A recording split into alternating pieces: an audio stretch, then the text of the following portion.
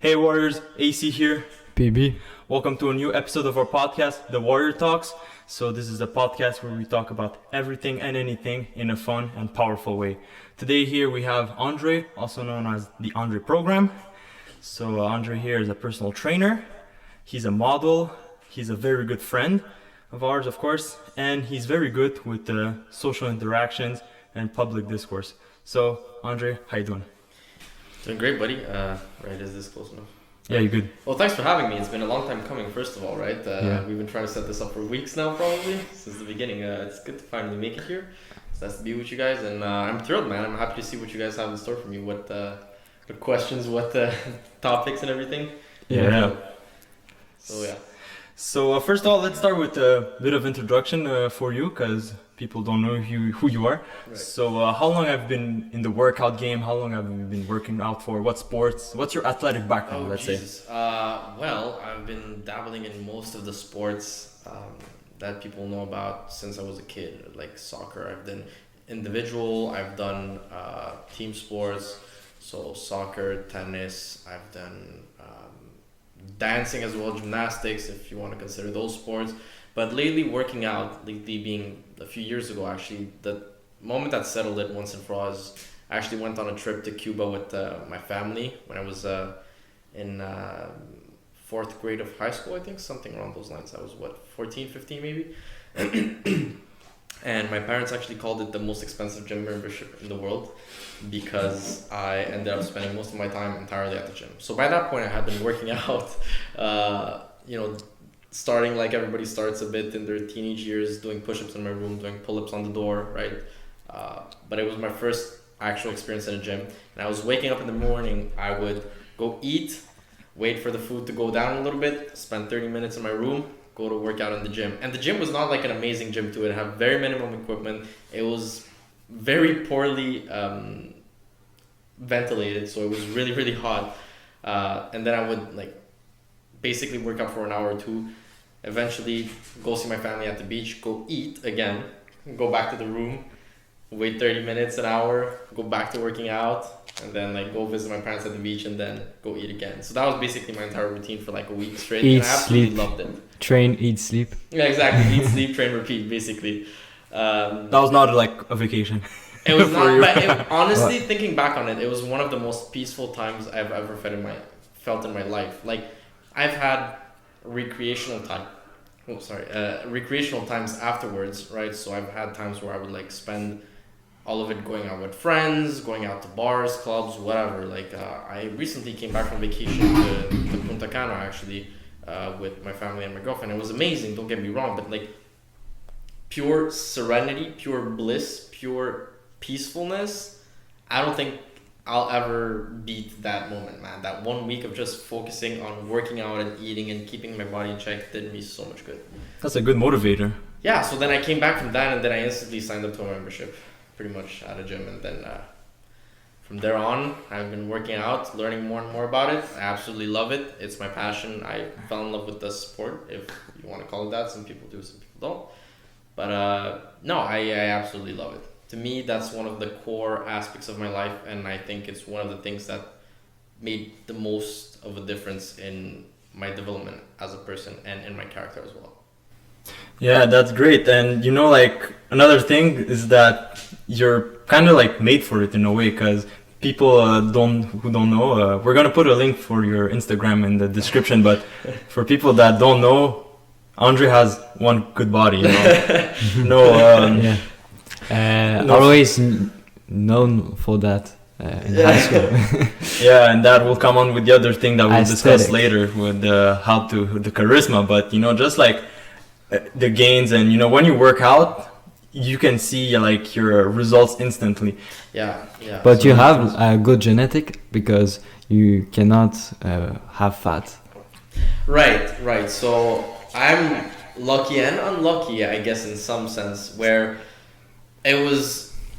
I never had any problems with fat, right? So when I started working out and I would eat, I would see mostly muscle come up. Well, pretty much only muscle, and since I didn't really have much fat, so I was a skinny kid, right? But I was a scrawny, small, short, skinny kid, right? And then I worked out, and then I started seeing the results, right? So I would see Well, abs I had before, but they were like skinny abs, so they don't really count as much. But then I saw, like my shoulders start popping off more, my back as well. And it was really fun to see it, but again, yeah, I never had to struggle with weight loss and fat. I was lucky with that one. Bulking is more difficult and absolutely. Bulking is an absolute nightmare. Yeah. So to eat always. Absolutely, I am fed up, pun intended, with beating myself up. It's not always fun, like it's a lot of people see it as, like, oh, all you have to do is eat, like just like I wish I could. Like my job would be to eat to look as good as you do, like I wish that were my problem. I have to starve myself. And I feel like it wouldn't be fair for me to say that it's actually harder than losing weight because I wouldn't necessarily know about it. But I think it's more like the grass is always greener on the other side, right? So you always want what you can't have. To me, I wish I didn't need to like eat as much. I wish I could just every once in a while have some softer days. Not that I don't do it, I just, like the results go because it takes time to eat and you want to do something else, but your body type, you must eat. Exactly, so I have to eat. The times that I have to spend eating, it's one thing, then you have to actually prepare the food as well. Cook. Like there's not unlimited food, you have to make it at one point. You have to think about what you're going to eat. You can't just eat anything. You have to acquire certain nutrients, right? So you have to think about that. And then one of the worst aspects of it is you just feel full all the time, man. Yeah. Eventually you just like you don't want it anymore. You're done. And then an hour later, you have to have your next meal again, or like worse, 30 minutes later. So then you have to figure out a way to up your appetite. And how do you do that? And then you can start thinking about moving more, doing cardio, so it helps with digestion. But if you do that, you're gonna spend more calories in some way, which is not like a huge difference, but moving with a lot of food in your stomach is not fun either. It always depends the extent to which you do it as well, I suppose. Like I used to do it very, very badly. There's this story that I don't always tell, but it's indicative of how hard I would go at one point. It's not my proudest moment, but there was a point where I was trying to work out to the maximal theoretical amount that you could work out without falling into overtraining. It was something like, for everybody interested, I now call it like the suicide split, or I might just release it once and call it like the breakup split, because when you're after a breakup, you like it's all you can think about anyway, so you hate yourself anyway, so might as well do something, right? But yeah, so it was like a ridiculous split where you would work out 12 times a week, so 6 days a week, 2 times a day for like an hour and a half each time. The workouts in themselves, they weren't ridiculously crazy. They were perfectly calculated in a way where you would hit the maximum of that adaptive volume for every muscle in your entire body over the course of a week, right? There's no need to go into the details necessarily of that right now, but the point of the story is that at that point everything had to be optimal, right? So you had to have your optimal sleep, optimal recovery, optimal eating, everything had to be absolutely optimal. And I was in school too, so that was a stupid decision because exams and everything. My body couldn't really take it. I would get sick every like 2 weeks with a cold or something because like you can't sustain it. But the point of all of this is that I would try to force feed myself, and there came a point where like I have to get to the last meal of the day, and then or like the before last meal of the day, and then I would have like a ginormous shake, and it wasn't ideal, but I didn't know as much back then, and I would just chug it, right? And it was like some ridiculous amount, like 2 liters of shake or something. Like I don't remember how much. Yeah, I remember see your eggs. I don't know. It's okay. Put eggs in it and everything. Yeah. That's crazy. Yeah, the classic Andrei shake. Yeah. What was in the shake? Just so.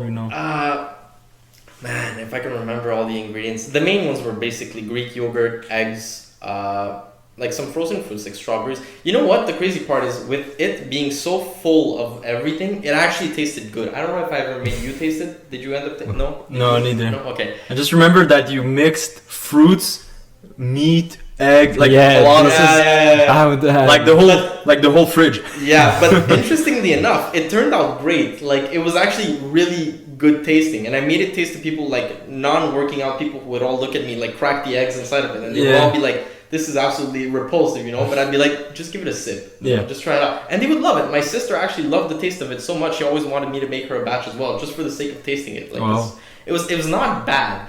But that was also the reason why I did it to this extent is also I would take absolutely no supplements back then, right? So I would not that I have anything against supplements, I've researched it since, but I didn't have any knowledge in it, so I wasn't going to dabble in it just because I didn't know enough of it, to start doing it. So I didn't take any whey, I didn't take any creatine, nothing at all. And so I had to compensate a lot of the protein with, other stuff. So I ended up chugging this shake, right, about 2 liters, I don't know, and I get to the end of it and I'm just not feeling well. But I know I have to get the macros in, so I'm like, okay, screw it, I'm trying to think over here. And I slammed the last glass, and it does not go well. I was already starting to feel ill by the before glass, and then the last one was just the last drop, right? So and that was a ritual almost every single time I would drink the shake. I would just spend the next 5 minutes just entirely focused, staring blankly into the void and trying to convince myself not to puke, because if I did, I would have to eat again. Puke? Right? Yeah, puke. Throw up. Yeah. No. It would be a while after where I would stand and just be like, okay, you can't throw up, because then after that you have to eat it again. I can't do this, Yeah, and that's annoying because when you throw up, you have to eat everything that you just lost. That's what I'm saying, exactly. So that was in my head, especially when I was on that 12 workouts a week. And that's crazy. Your body cannot take it. I'm not saying it's healthy. It was a bad. It was not a good idea. But I was focusing, and then eventually, the only time, I ended up spilling out. But remember, I was repeating in my head, "You can't let this happen. You're gonna throw up. You have to eat it back if you throw up." So I did the disgusting thing, and my first instinct, as soon as it came out, I was panicking. I was like, shit, and I tried to slurp it back up. And needless to say, I took one slurp. And in my head, too, I was like, it wasn't going to be that bad, because it literally just went down. I was like, there's no way it can taste that bad. I was how wrong? I was very, very wrong. It had how wrong time to were. mix with the gastric juices, and it was very disgusting. I almost threw up the rest of it after, because Anyway, lovely story. Yeah. To start the podcast. So you are traumatized now, so you take supplements? Yeah, essentially. Basically, yeah, right, yeah. No, supplements for sure make it easier in that regard. Oh, absolutely, definitely. And there's not really downsides to most of them. So, anyway. But yeah, since we're on the subject, what supplements do you take, and what supplements do you recommend to people who begin? People who begin? For aesthetics.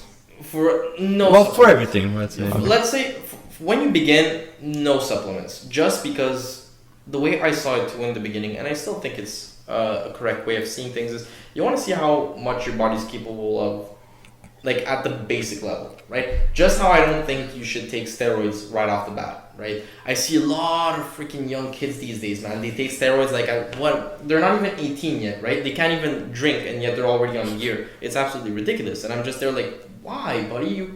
You could have, I'm not entirely against steroids. If that's something that you want to do, I'm very libertarian in general. If you have a clear head, that's what you want to do. You don't care about the risks of it. You have to be aware of the risks. But let's say that you don't mind the risk of having a shortened lifespan, right? You don't mind the risk of sterilization and whatever else can come around, which I'm not extremely educated on the topic, but I do know the gist of it.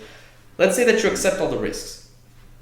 Do it when you're 20, 25, 30, be aware of all these things. Let your body take its natural course and try to get as much naturally as you possibly can. When you can't anymore, consider it if you want. Until then, don't. Same idea kind of applies to regular supplements in my head a little bit. Try to see how much you can go without anything. Once you started you see it getting harder, try it. See how fast you can upgrade with that. Not to say that they're bad, by the way, because the 2 supplements that I currently take right now, creatine more or less, but whey I've been taking consistently for the past 2 years now, or so, 1-2 years, I don't know. But creatine, I've tried it once in the past. I was not very responsive, so I gave it up, and then I've recently picked it up again. I'm not taking it super religiously now, just because I'm lazy for one, to be honest, and it's not like I'm hyper responsive to it either, so it's not like I stop taking it instantly, all my muscles go away either, so I don't care as much as I should probably. But creatine is definitely an okay one way as well. But the most important thing would be what does your body need, right? So first of all, make sure that everything else in your life is going well in terms of your body, right? Do you have an iron deficiency, right? That's like one that not everybody, but a lot of people have, especially like if you're a vegan, you might be harder to get your iron. Dietary habits have such an important role to play. And if you have a very strict diet, regardless of what it is, there's so many of them out there these days. Like there's the keto, there's the this, there's the that, right? But whatever it is, make sure that it's a full diet, and whatever you're lacking, fill up that void first. Get yourself a solid diet, get yourself healthy first. You can't perform if you're not healthy. How do you know what you're lacking? Well, there's some symptoms, right, for each thing. For example, we were talking about iron deficiency. You can get, if you're, on the lower end of the spectrum, you can actually be tired too much. A lot of them actually. So you don't need a blood test? Sure, blood test is a great way if you're actually, poorly in, at the bottom. But before you might need a blood test, you can just evaluate a little bit, see, for example, I feel these symptoms, look it up, whatever, consult with somebody, and then there's a lot of information on the internet about it. So if you feel like tired or sick or something like that, it can be like a deficiency problem? Absolutely, yeah. I would say that's probably the number one thing that, people don't realize how much it's true that you are what you eat, right? And a lot of people have so many deficiencies and so many various micronutrients, and they're not aware of it. And the way you go about it, right, is you Google up the symptoms if you want, whatever, get some research done, or consult if you have the money, whichever one comes first, whichever one is easier, do that. Then you figure out, okay, these can be the causes of me feeling tired, for example. Okay, how many of these do I actually take? Is it vitamin D? Well, I spend most of my day in the sun, which, let's say that you don't have an actual problem with processing vitamin D and creating it, which is a thing that some people have. But let's say that you're a perfectly average, normal individual. I spend all my day in the sun, it's not going to be vitamin D. Okay, do I eat enough red meats, for example, or beans or whatever? Yes, I actually only eat that. Well, okay, it's not going to be iron deficiency either. Then you go by elimination and you see, oh shit, I'm actually not eating any vitamin C.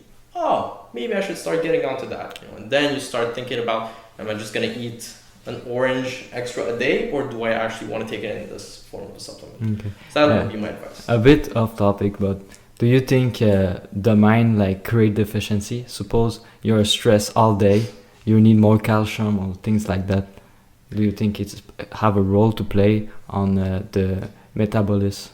That is a very interesting question. I'm no doctor, first of all. Nothing that I say. Well, from experience, do you notice something? Well, from experience and from research that I've done, we know, and by we I mean the research out there, because I do none of it.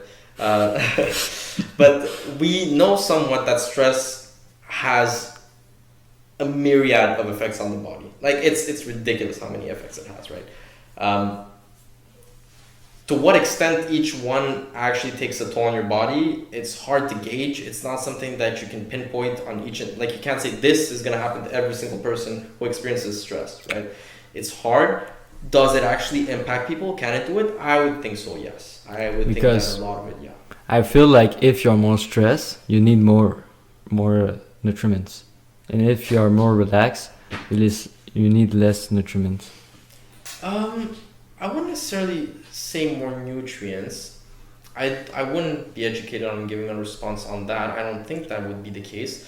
But what I will say that I just thought about is, if you're stressed out, right? So let's do a little bit of correlation here. If you're stressed out, you're gonna sleep. Your sleep is gonna be affected, right? You're not gonna sleep as much, or your sleep's quality is gonna worsen. Whatever the case may be, your sleep is kind of screwed. So if your sleep is kind of affected, then your recuperation is affected.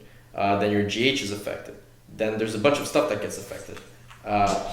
If these things happen, then you might feel inclined to work out less. You might feel inclined to eat less. If you eat less, you might have certain deficiencies. You might have certain cravings. You might overeat. You might undereat. So a lot of things can happen, but it's not directly, I think, because you stress, it consumes more energy and then directly creates a deficit. Because the mind is connected to body. So if you're stressed, your heart beat more, your metabolism is more activated, stress hormone like eat your, you know.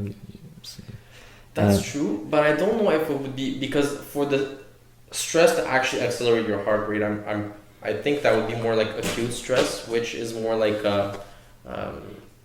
situational, right? So you're in a stressful situation, your adrenaline rushes, whatever, then your heart rate shoots up. Usually that doesn't last for too long, but it is true that stress does increase your resting heart rate. So maybe it does increase metabolism.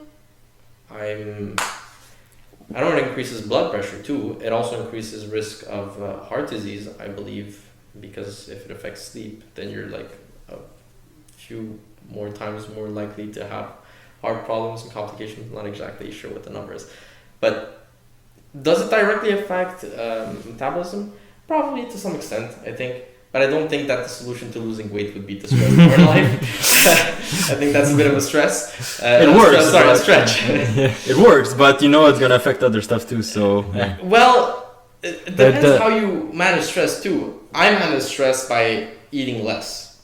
I'm not hungry. My hunger cuts down. Other people too. manage stress by overeating, snacking, constantly eating stuff, I think, right? So I think like there is also good stress because if you are static always, do nothing, you're gonna be calm. You maybe not feel eating, but you have to be active in life. You have some sort of stress. This is a good way, I think, to lose weight. Absolutely, I definitely can agree on that.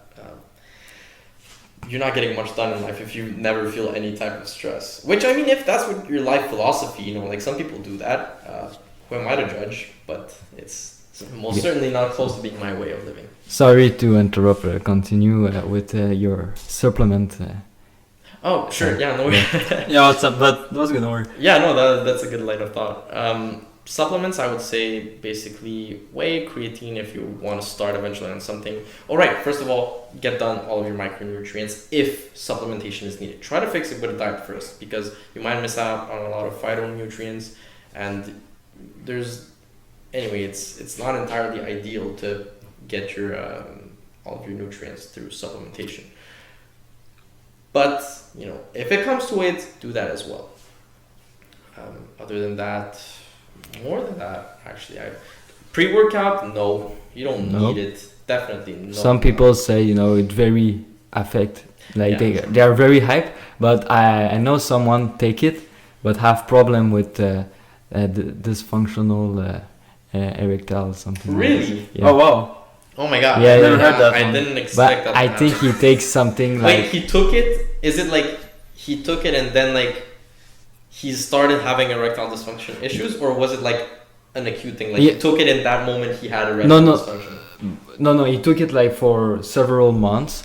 And he started to have this with his erect. That's so interesting. That I don't even know what the cause of it means. Because when he stopped, his doctor, I think he said, when he stopped, he is good. My God, that is an odd side effect. Never thought of it. That is an odd side. Yeah. You know what? I'm gonna stop taking pre-workout. But I think it depends what type. Also, I think he takes something strong. He took something strong. And maybe there's ingredients that the particular pre-workout he took had that others don't, so you won't have the same problem. Because me personally, I still take pre-workout from time to time, not a lot because I'm not very good with caffeine, and even I take half the scoop, and even that's a lot for me. But you feel it it's hard to say. I don't know if I can definitely feel the side effects. So the effect you want is to have more energy, be more pumped. So when I usually take it is before boxing, before judo, and when I do extreme cardio, not before I do any muscular training. So when I take it for judo, I'm good for the judo, and a lot of times what I get is feeling there's small needles poking your hand. Yeah, that's the word. A lot of tingling, and when I brush my hair with my hand, I feel it weird. It affects my neurons, I think, and I heard that's a common common side effect. And a lot before, not anymore. I think I got used to it and I got dosages right. But I'd have like a crash, you know, like I always like be tired or headaches or afterwards, stuff. like? Yeah. So you Afterwards. make sure it's not while you're training because Yeah, and I mean for me, I saw like from experience, I saw like there's like certain times, you know. So usually I take before like I have the effect of the effect that you want, you know, the extra energy. I usually take the pre-workout like about like 15-20 minutes before the training, and then I do the training, and then after usually I get like the tinglings, but now it's not as bad as it was. But yeah, definitely no erectile problems on my part. I think he took something strong because he said to me that he was really feeling the pre-workout, like very big difference. But you know what I also think, like how much, like you said before, how much is it like the pre-workout and how much is your mental? Yeah. That's Placebo another thing I effect. wonder, but- Yeah. I think there is something like there is placebo, but placebo is I don't know. There's always like also. this question, right? For anything you say, Yeah. but you know, I feel it a lot for the pre-workout because yeah, I do have more energy, but I also went some days without taking it for like the same activity, judo, boxing, and I wasn't like that tired or that like. No, of course you won't be tired, unenergized, but so. I think it's just a little help, but very physical, but not your mind. For sure.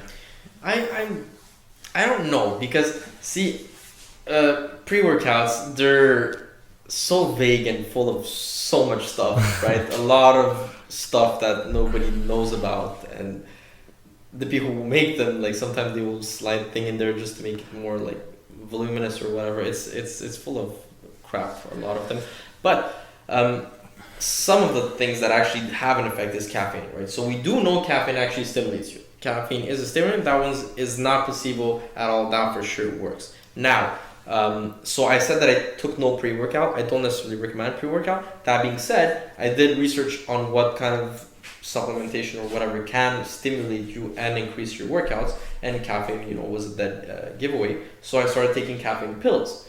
So I went straight to the source, cutting off all of the rest. Now, does the rest have an impact or no? I can't compare with other people who take it, but I have some people who swear by pre-workout, right?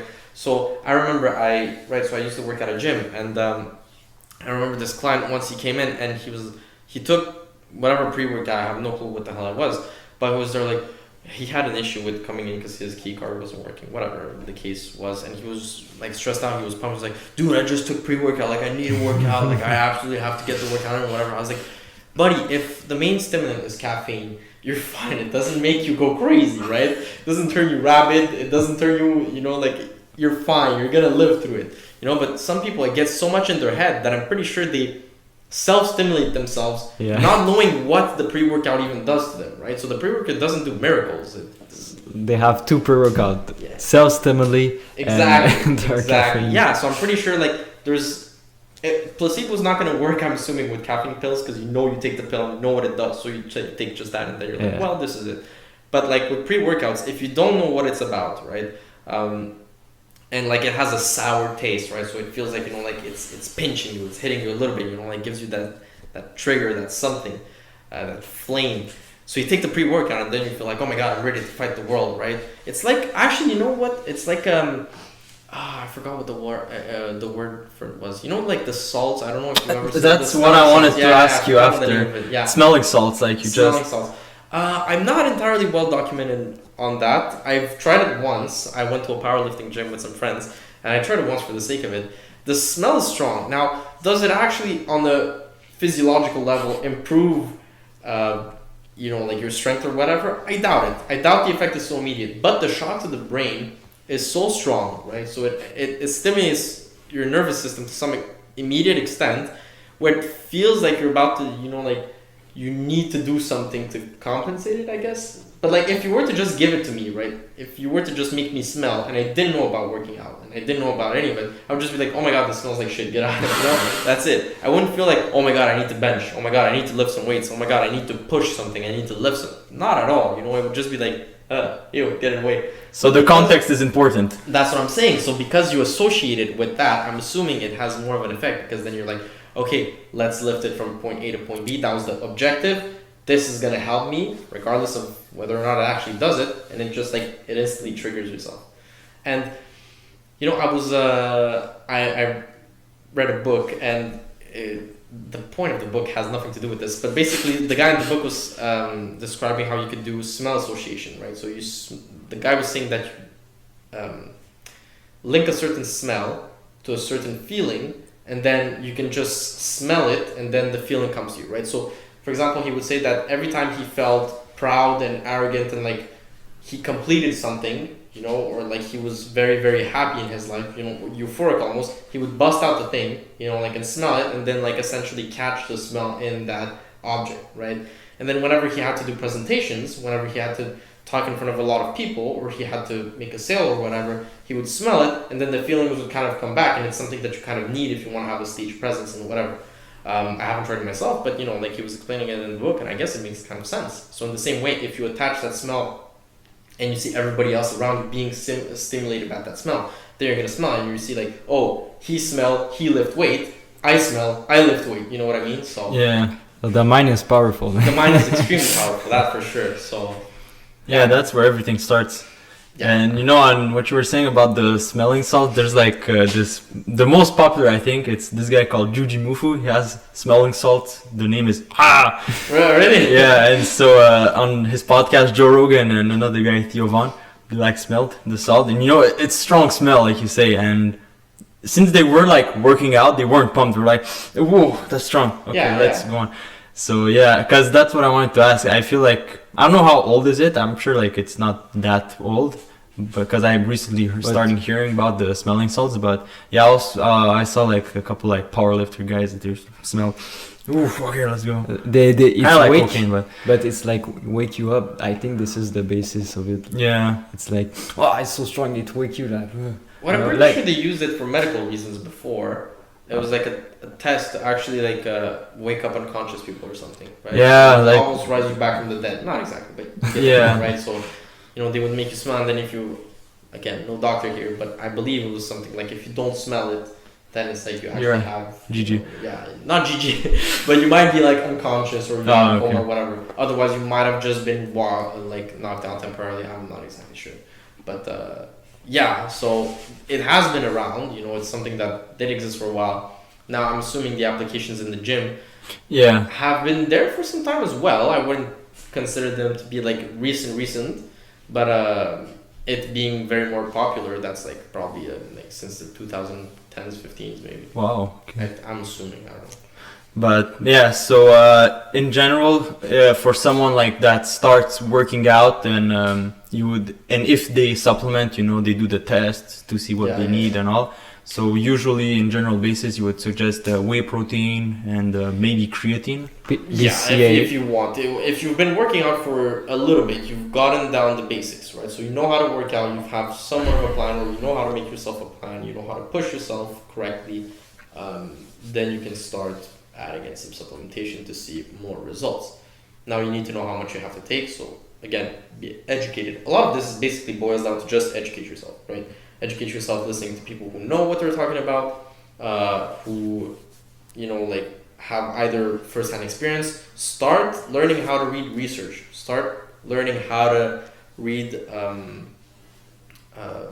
scientific publications, right? And knowing how to interpret them and whatever, because a lot of websites and a lot of like people just promote stuff based on keywords and like, you know, booming phrases like this does that, and then you go back to the literature and it says, well, it might slightly increase by like 2% your testosterone, and then people start selling it like crazy, and it's like, this product increases your testosterone, and then you realize that 2% is like a super negligible amount, and then you're like, well, this actually pretty much does nothing. You're never going to see any results from it. But it technically does increase testosterone to some extent, so they're not legally wrong. It's correct to make the claim that it increases testosterone, but from then to make the stretch of saying that it increases your muscle, well, testosterone does increase muscle, but the 2% is, you know, it's a bit of a gray area. So just inform yourself and learn how to inform yourself, which is like a very important thing that I find these days. So much information everywhere. But now we ask to you, so Do you take BCA? I don't take BCAAs. And BCAAs why? have little to no impact. Actually, I believe the strongest impact of BCAAs was that it tasted good. Honestly, like I think the strongest research.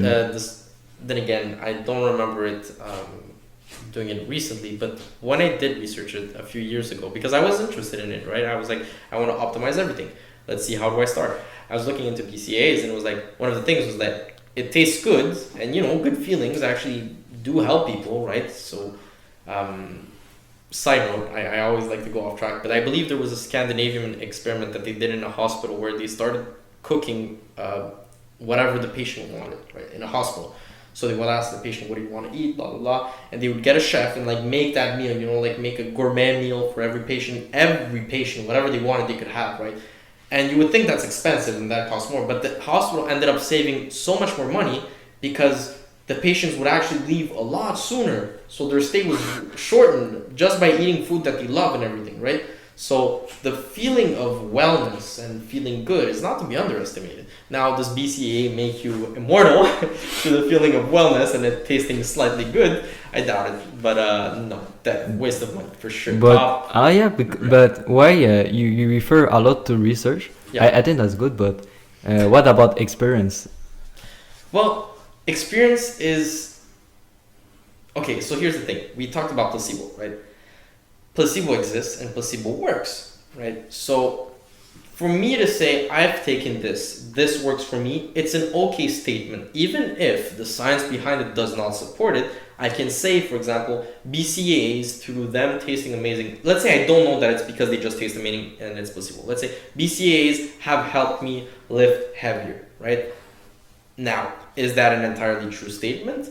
Probably not. But if I were to stop taking BCAAs and I lifted like less heavy, that might happen. Therefore, for me, is it true that by taking BCAAs I lift heavier? Do you try it? Maybe. But because it's placebo, it's individual, right? So because it's individual, I can't make the suggestion, say, hey, taking BCAAs for you, it's going to help you out. You have to, that's why I say the research is good because when you want to make suggestions globally, right? Yeah, but just because sometimes I think it's very globally and take a much factor. So it's like everything just placebo. It doesn't work, or like 1%. But if you try, maybe you will see result. Right? It's not because it's just 2% testosterone. It can. Yeah, placebo. Look, placebo is a real thing, and it works freaking miracles, man. Placebo can actually work like absolute miracles. But it all comes down to how much are you willing to risk, right? So if the only risk that you're incurring is spending an extra $10, then sure, go ahead and do it. Like you may get results, you might not get results. It is what it is. But I feel like theory is good because you know what you're doing, but you must also try and see for yourself, Well, you must have both, because if you don't try, it's like trying, it's confirming the theory, supposedly. Well, not necessarily, because again, for me to make broad claims, right? I can't afford to make a claim to, like, let's say that I'm training someone, right? Let's say that I give actual professional advice as a coach or whatever. I can't say BCA is going to help you and it not work, because then they're going to be pissed at me, they'll have spent more money or whatever. I can stress the fact that, look, the way I deal about it is, if you ask me about stuff, I'll be entirely honest. I'll say, look, it can work for you through placebo. And people often say, like, people see it as a bad thing, placebo, right? It's like, oh, so it doesn't work. Well, no, placebo can work. It's, like I said, it does miracles. But it's not, there's no chemical mechanism that's actually going to enhance your performance or whatever it is that you're looking to enhance. And if that's not the case, I personally will not make the suggestion to take it. Now, feel free to experience it if you want, but I myself will not be recommending it. And for me to take it, it's just like, well, actually, I've been recently experimenting, like, for example, with ashwagandha, right? So ashwagandha apparently increases testosterone, but again, like that 2% or whatever. It's not 2%, but, by some minimal amount, which may or may not be enough to increase muscle, like it's up to interpretation, blah, blah, blah. It has all these effects of, like, individual, some people have them, some people don't. So I've been trying it, like I do some experimentation. Conclusion so far, I'm not sure exactly what they are. I can't say that it's been life changing for me. Funny enough, I try also. Ashwagandha? My father also. And how did it work out for you? But for real, like when I don't take, I feel something. Yeah. But yeah, I feel I recover a bit faster, and Yeah. also other thing personal. I might tell you of podcast. And Fair enough. but yeah, I feel something, but I see what you're talking about placebo, and I feel there is. It can be placebo, but I feel physical also. I cannot deny. I'm gonna tell you after, but yeah, I feel also more aggressive when I take it. That's why I don't always take it, because sometimes I got like anger issues. Really? So what it's supposed to do, the ashwagandha? So increase a bit testosterone and libido. Okay.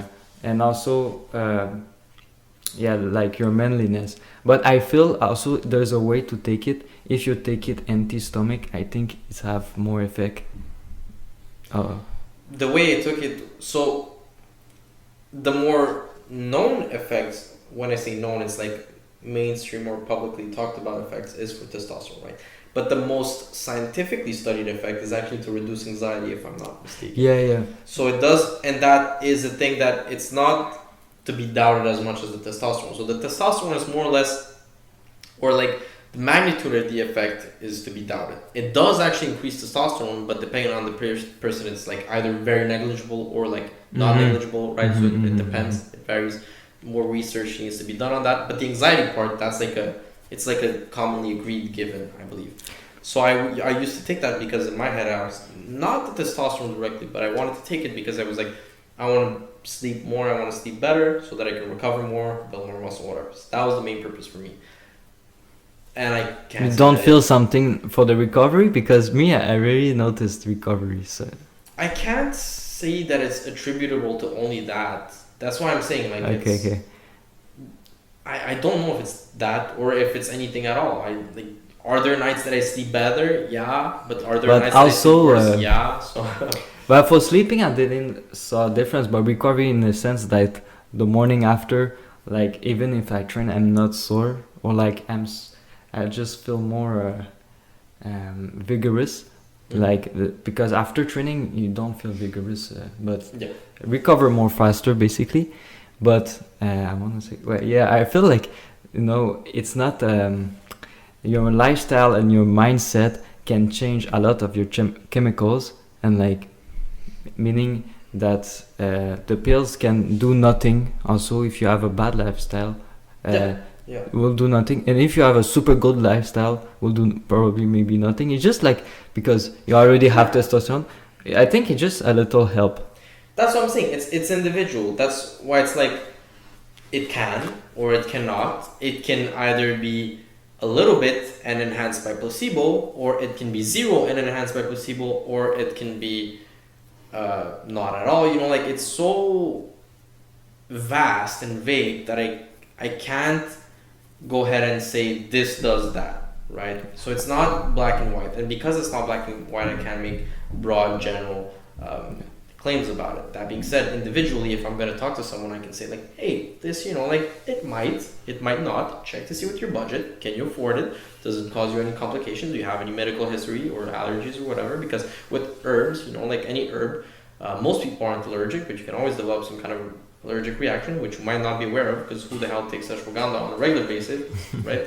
But yeah, so it's like, try it out, experiment if that's something that you're open to. That's another thing that I was curious about, I believe, was ephedrine, which is another stimulant. I was thinking of trying it out to replace caffeine. I don't really take caffeine anymore. I used to take a lot more in the past, but I was thinking of trying to see the stimulatory effects. Ephedrine.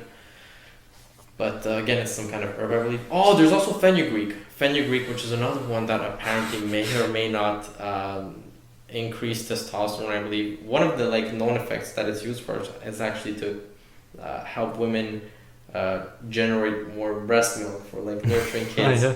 So does it actually enhance testosterone? I don't know, yet to be determined. But you have to admit what you take in does have an effect, because I experienced recently, like I noticed that when I eat something positive, like something like a fruit, or a good cooking meal, Yeah. or if I eat like McDonald's, I feel very different after, and I think the body responds differently, even though if you convince yourself that I will feel good, like there is something, what you put in your body does a difference. Oh yeah, for sure. That's what I'm saying. You are what you eat, right? But in terms of supplementation, it's like if you start eating a grain of sand every morning, is that going to drastically affect you? I don't know. Okay. If you start eating pebbles in the morning, I don't Nice know. diet. There's some things that affect you more or less than others. That's why you're right to say that, like experiment and try it out. As long as the risk is small. If you don't have any reactions, if it's safe, it's not bankrupting you, it's not like a subscription, a $50 subscription monthly to buy the same supplement with from a certain person who gives you a discount code. Because a lot of them that I've seen like sell now testosterone boosters or whatever. Yeah. Which They get fancy with their supplements. Yeah. Some of them, yeah. I'm not sure to what extent. From my experience, that's not the case with EPN, but So basically, gotta what you say say, just work out, forget about. No, not just work out. Start working out. Do that. Start working out. You work out for a while, you know what you're doing, inform yourself. You want to get better, learn to get better, inform yourself. More than that, take some supplementation, start with whey, or actually fill whatever. Because whey is actually proved, like there's enough evidence. Yeah, exactly. Because whey is basically, you take something that you take anyway during your day, right? So whey is basically just the protein from milk, right? So milk has whey and like mainly casein, two types of protein. Casein, another popular one, not necessarily working better than whey, so just stick to whey. So whey, we know it, it's proven, it works, it does this. Creatine, same thing. Creatine actually recently I was looking into it, and apparently it also has a lot of effects on preventing or slowing down neurodegenerative diseases, I believe, and just a lot of other effects on your brain, positive ones, I believe. So creatine, if for nothing else, maybe take it for that. Don't take it if you have any kidney issues. So apparently if you have kidney issues, then because of the water retention? I guess, I'm not sure. I'm gonna make a wild assumption here and just say that it might be because you don't keep all of the creatine that you would take through supplementation, right? So let's say that your daily need is actually 4.5. The standard dose that on most creatine supplements is like 5 grams, right? Mm-hmm. So let's say that your body only actually retains 4.5 of it. There's a 0.5 grams that's just gonna pee out. That's your kidneys that are gonna have to filter it. Now, again, for I don't know how many times, no doctor, but maybe it's because your kidneys have something more to filter. I have no clue, but apparently if you have kidney issues, it's not really a good idea to try creatine. Yeah. Or talk to your doctor. Most of these can be summed up with talk to your doctor. Yeah, of course. But I will say though, a lot of doctors are drastically less informed on performance enhancement. I'm not gonna say drugs, supplementation. drugs as well. I remember having a discussion with a girl at a party once when I learned she was a doctor about supplementation and performance enhancement drugs. I wanted her, unbiased doctor opinion about it. She's like, well, I guess that's probably how it works. I was like, what do you mean? Don't you study that? And it's like, well, no. Well, it's because it's not the core of what they do. They know to some extent. There's so much to do in medicine. Yeah. Exactly. It's like not that's the main focus, right? that I'm assuming, but yeah, that's an extra. Yeah, it's an extra for sure, and I'm pretty sure because they have so much knowledge with the human body, it's gonna be no issue for them to pick it up. Yeah. I'm pretty sure they know how to research this, they know how to get informed on it. They just don't do it because it's not at all in their scope of practice, right? They don't care about making all their patients jacked, beasts, right? Yeah, they want to make them stay alive. Yeah. And yeah, I was gonna say that it might be more like a one-time dosage, for steroids or whatever. either reduce or prevent the disease, but actually no, they probably do administer. Well, TRT is actually a very common thing that people do now. Yeah. Right? Testosterone replacement treatment. Therapy. Yeah. Therapy. Sorry. Yeah. Whatever. Yeah. Treatment, I don't know. Same thing. Yeah. Regardless, basically, like you take regular testosterone shots, which is supervised by a doctor. So yeah, no, they definitely probably, for sure, I'm expecting them to know some extent. The question that I asked the girl was actually about SARMs, which I always forget what they stand for. Something androgen receptor modulators. What is that? I always forget what the S. Is that drug? Like people ask me. It counts as a PED, yeah. What does it mean? Performance enhancement drugs. It counts. So it's a drug. illegal. Okay. Well, Yeah. technically, hang on. There's a loophole. So technically, it's not illegal because first of all, it's new, relatively new, and it's not advertised as a performance enhancement drug. Although everybody uses it for it, it's actually something that you test on rats or some kind of animal. Right? So people buy it to try it on rats or something along those lines. I'm not familiar with it. But what it's supposed to do, right? So if you take testosterone, right, it's gonna just give like a testosterone shot or whatever. It's gonna just, I'm vulgarizing here, but it's gonna just give you the testosterone, and then with that extra testosterone, it's gonna do whatever the benefits of testosterone are, which like more muscle, more aggressivity, sex drive, whatever, all of that, right? So testosterone does these things. Now, why does testosterone do this? Because in our body and in our brain, we have certain receptors that, for example, they trigger to like, let's take an example, caffeine, because everybody's familiar with caffeine. Your body, let's say that it needs 1 milligram of caffeine per neuron, whatever, to get the effect of like, waking up. Let's say. Now, taking a caffeine pill would give you excess caffeine to activate those receptors. Now you get 2 milligrams, so you're like more woken up, right? Let's say. The SARMs, what they're going to do is they're going to change your receptors. So now they only need 0.5 milligrams instead of 1 milligram. So with all the you could just take 1 milligram of caffeine and you're going to feel the same effects as if you had not taken SARMs and you were taking 2 milligrams of caffeine. So it does like it's a different loophole to get the same effects kind of. And it's so speculative that the actual bad side effects of it, maybe they're better known than I know about them. I'm not too educated on that because I just don't take any PTs, nor do I have any interest in them. I don't know exactly what all the side effects are, but I'm pretty sure it's like, because it's a newer thing, they don't know. That's why I hear people take it like steroids. People don't want the bad effect, but because they don't have bad effect, or maybe less. I heard a lot of people took it. Well, the way I see it is, as soon as you start messing with your hormones, you're playing a dangerous game, right? Your hormones basically decide what your body is gonna do. Essentially, start messing with that, and your body might do great things or shitty things, right? You become dependent, right? Yeah, the best one or the worst one that I find is GH, growth hormone. The worst? What? You say the worst? Worst or best? I call it the Russian roulette of PDs. Yeah. Why? Growth hormone. Yeah, growth. Now, if you naturally create growth hormone, that's great. If you stop doing that, you might die. It helps you regenerate. You need that. That's why you sleep. Yeah. So I know, but why the pills you say? Because I believe, if I remember correctly, right, all of your DNA structure is made to cap at a certain point, right? There's a reason why you don't grow forever, right? Your DNA says this is how much you're gonna grow. More than that, but it's not growing. It's like regenerate and it does tissues. Regeneration, but you have the most GH when you're a baby and you grow, right? Yeah, GH but is what does there's that. something stop it. That's what I'm saying. So it's your DNA is coded to say we stop here.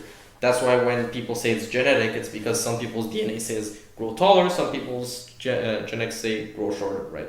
Now some people have diseases where they actually never stop growing or whatever. I think Eddie Hall has the disease of Eddie Hall, by the way, like one of the, if not the strongest guy. Yeah. Powerlifter. So his disease is like, his body does not say stop building muscle. Yeah, so naturally, there's a limit of muscle that you can build. Naturally, like you can't more. Your DNA is gonna be like, well, work out as much as you want, take as much protein as you want. We're not going more than this because your bones cannot support more muscle to some extent. Right? Yeah. Your structure is not made to support more. It's like a car, right? You want to mod a car, eventually you can't put a jet engine on your car, right? It can only do so much. It's limited, yeah. Yeah. Now what GH does, from what I understand, is it says, screw you genetics, let's go above and beyond. I don't think it make you grow taller. Yes, it can do that. It can, but I don't think it can. I think it can do like pretty much because everything. some people, a lot of people took it. They don't. What they have weird effects. It's not that they grow taller. Actually, it's kind of badass grow taller, but Yeah. I don't know why you say the worst. I will say steroid the worst, but No, but here's why, because it can make you grow taller, which I think that's something that they give to people who have stunted growth, right? So people who stop growing like prematurely, then they give you that, and then you keep going, which is fine. Now, here's where it gets problematic, because it can be like, oh, let's grow an inch taller in every direction, let's say, and then you grow taller in a uniform way, then you're just a taller, stronger individual, and then you're happy. That's why it's the Russian roulette, because every once in a while you luck out.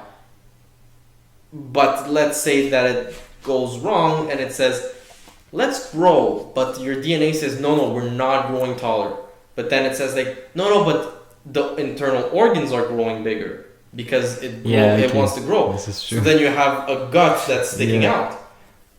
Now, is the gut gonna perforate your, like whatever, you can have issues. Is your heart gonna be literally too big for your chest? And then it stops and you die.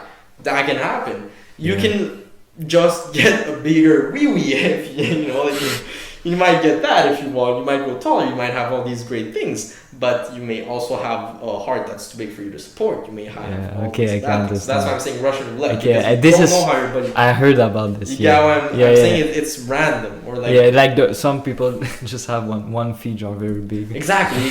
You can have like a longer arm than the other because you can grow, but it doesn't mean you're gonna do it uniformly. But if you take small dose, I don't think you have so much risk. But I heard some people like stars Hollywood, like I think Sylvester Stallone. Some people say he take it because he looks so young, and some people say maybe he take it small dose of it. Or Michael Hearn. Some people. Say Michael Hearn is on all kinds of stuff. So, he's for sure at least on. I don't think steroid. Yes, no, for sure, guaranteed, 100%. Because 100%. he cannot stay long. Like he have stay very long in the game. Yeah, exactly. But he cannot with steroid. Yes, you can. Yes, you can. Oh.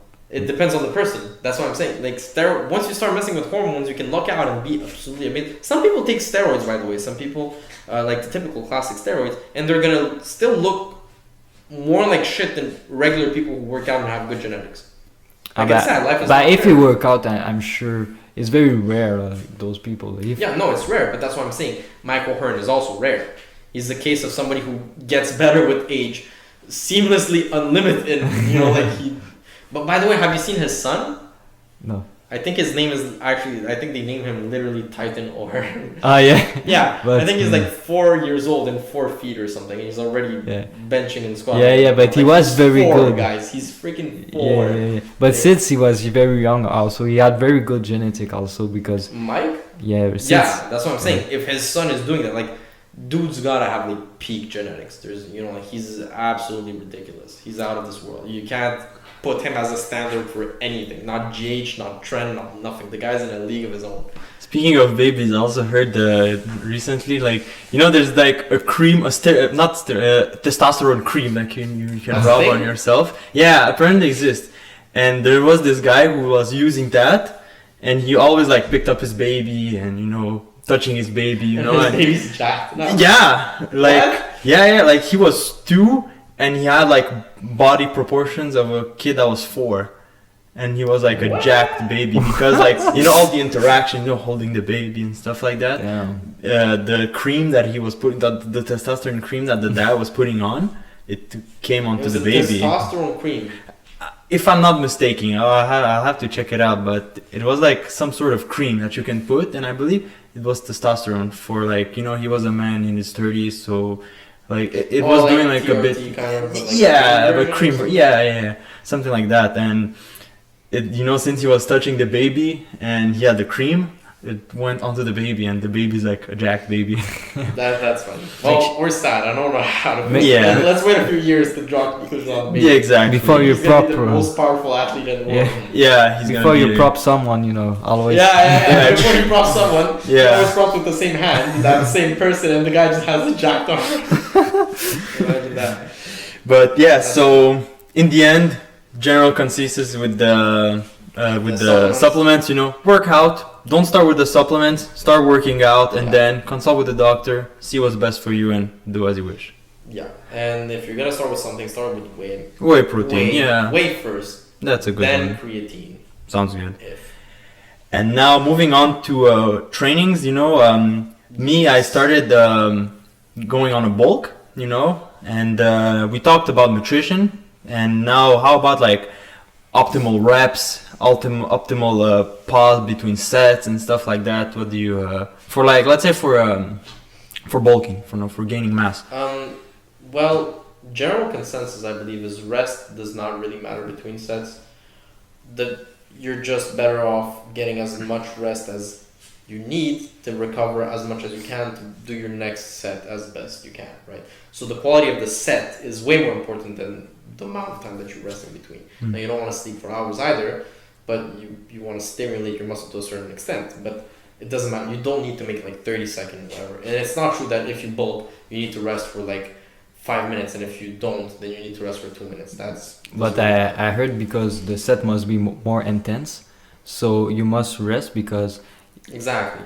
But yeah, but that because goes it's more intense. regardless of what your objective is. Your set is going to be more intense with more rest. So because you rest bulk all the time as much as you need. because not you just bulk. because you're bulking. Just in general, you want your sets to. But if so you're it's going to the gym, important. What? Rest is that important because.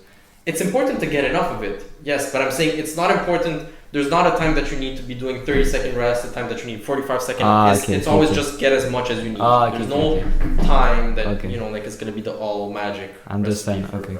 Now, when you're starting off, you might, you might have a trainer who goes with you and gets like an estimate of what, that time is. For me, myself, I know now when I'm ready to do a set. I don't time anything, I just go ahead at it. But when you're starting off, you might need like 3 minutes, 2 minutes, 5 minutes, whatever they want. Okay. You get somebody to check it out with you. So That's rest interesting, is yeah. not really relevant. Well, get enough of it. It's Okay. as relevant as it gets. Because I used to not time with a stopwatch, but I used to time myself like, okay, this is about it. I used let's to go. do that too. And Actually, it's not bad. It's just not optimal. It's not bad just because like it gives you a structure to your workout, which you probably need when you're starting off, right? That's why I'm saying you don't need to get the correct amount when you're working out, but you might need like a 3 minutes just to, keep the mentality of like, okay, I'm doing this, then I'm doing that, then I'm doing this again. Then, just have that structure, get your mind used to, working out and not, because the problem with starting off is if you're not entirely motivated or whatever, you can be lazy.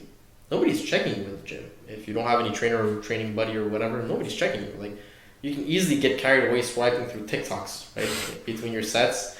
And before you know it, you've spent 10 minutes doing nothing. And your first set wasn't even that intense because you're starting off. So what do you know about intensity, right? Yeah. Which is always a pleasure to work with. Working with people who start off, because it's so funny to see, like, I always ask, how many sets do you think you have left? How many sets? How many reps do you think you have left, right?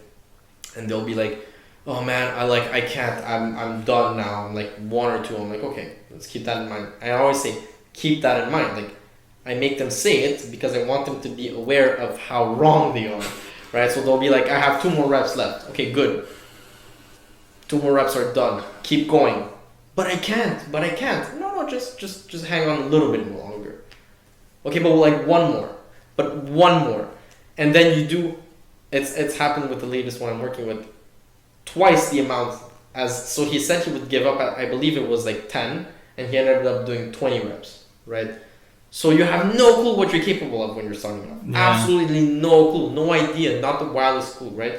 And that's very important to know, because when people say, which your next question I'm assuming was going to be about the rep range, right? For like, Yeah. Right, so if you want to do, okay, let's say your goal is to put on strength. I'm going to say probably turn around like depending on the exercise, some exercises are better geared for higher reps, some lower reps, so it's hard to give just a rep range. But let's say the general number I would give for strength training in general would be 4 to 6 reps for maximum strength, right?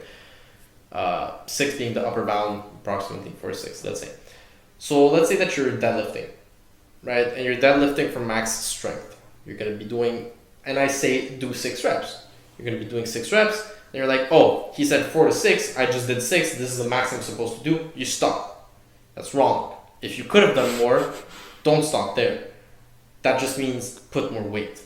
Make it so that your 6th rep, you're dead. And now when I say dead, that's also wrong. I say dead to moderate lifters. Now beginner lifters, I say be completely dead and already sealed and shut and like dug in the ground, right? Your grave is, you're gone. You've been dead for a while. But for more moderate lifters, you don't want to be, you want to have 1 or 2 more reps in reserve, basically, when you end your set, generally speaking, right? That's probably the optimal amount for recovery as well as results. They found that to be pretty much a sweet spot, 1.5 to 2 reps or 1 rep in reserve when you do. So when I say do 6 reps, I want you to be able to do 7 reps, but you stop at 6. Or like, when I say 4 to 6, I say do 4. How many reps do you feel you have left? 2 more, 1 more, okay, you can stop or push it for 1 more, that's it. If you could have done 8 more, up the weight, right? Up the weight, and then let's say eventually you could have done 6 and then like not a single 1 more, okay, good, next time do 4. So that's the range that you play with, pretty much. 4 to 6, and with 1 Well, reserve. I'll say 4 to 6 is an easy one for moderate lifters when you're trying to go for strength. The more advanced you are, for pure strength purposes, you might go lower, because eventually if you're a power lifter, you want to be able to get to the 1 rep, right? But doesn't bulk. Hmm? It doesn't bulk as much. What do you mean it doesn't bulk? In the If sense you of, do like, 1 rep, it doesn't bulk as much than 3 reps. for the sake of like putting on mass? Yeah. Yeah, so for pure hypertrophy, you're going to be doing a lot more reps than that. You're going to be I say 6 to 12, depending on the exercise. I think that's what he wants. Yeah, for gaining mass. For just pure putting on mass, I'd say depending on the exercise. So bicep curls can take on a lot more reps. They get stimulated with a lot more reps. I never do bicep curls for less than 10 for sure, but usually more than 12. To a max of like 16. Yeah, I remember we were talking about this a while back. You said like there's some muscles that you don't go for like the max strength. Like if you go, for the max weight, like if you go like with, let me rephrase that. So we talked about this a while back. You said that some muscles you can go for like much more amount of reps than others, like for biceps instead of legs. Yeah, stuff like so that. I think that there's certain muscles that benefit more from doing higher reps. Others benefit more from doing lower reps. When you do, for example, usually it's actually the more isolated muscles, right? So if you're doing bicep curls or isolated exercises, if you do bicep curls, especially if you're doing, if you're doing preacher curls, you can go whatever. You're gonna be doing a lot more reps than if you're gonna be benching. You never bench for 16 reps. That's kind of pointless. So unless you're going for endurance, if you're an athlete, that might be something. I know a lot of football athletes, they, like the benchmark test is like, pun intended, how many bench presses reps you can do with like 2 plates or 1 place or whatever. Everybody's, a lot of football players that I know, they, it's the baseline that they go with. Oh, I can do like 50 reps of like 1 plate or whatever. To me, it means absolutely nothing, but to them, it's like a thing. But for maximum hypertrophy, I would say like for the bench, let's go with like an 8 reps probably. I wouldn't go past, again, I always give a range. I would say 6 to 10. I wouldn't go past 10. I wouldn't either go under 8 if you want to maximize hypertrophy. 8 is probably, did I say 8 before? Before you said 4 to 6. Before. I think you say for strength. Strength, So before you go on to that, strength and mass gaining, like hypertrophy, is not the same thing. No, it's not the same thing. Okay. No, so strength or power, which is closer to strength than it is to hypertrophy, they're going to benefit from a lot lower rep ranges. Hypertrophy, it's going to be higher, but not as high as endurance, which is as high as you want it to go, right? So hypertrophy, I would say generally speaking, you can go from 6 to 12 depending on the exercise. Bench being like 6 to 8, 10 maybe, 8 to 10, around those lines. And then curls being like 10 to 16 if you want, with sweet spot being like 12 to 14. I'm a big proponent more of like, instead of counting reps, the quality of the reps. That's a lot more important, I feel. The mind-muscle connection is probably one of the most important things that you need to develop through working out, right? That's what I find so beautiful about the sport, is that the progression is mostly like, you get so in control of your own body, right? Some people are at the point where they can flex every single muscle individually in their body, right? That's absolutely crazy, like I'm not there, but being able to flex your muscle at the exact intensity that you want, you know, that's crazy control. It's crazy control, and you want to like get as close as you can to that. And that's, the closer you get, the more mind muscle connection you have, the less the reps are gonna matter, in the sense of like 6 to 10. You know, like you can manage in that sweet spot. If your quality is like peak, you're gonna be just fine, right? Okay. Yeah, Arnold Schwarzenegger, yeah, talks about that.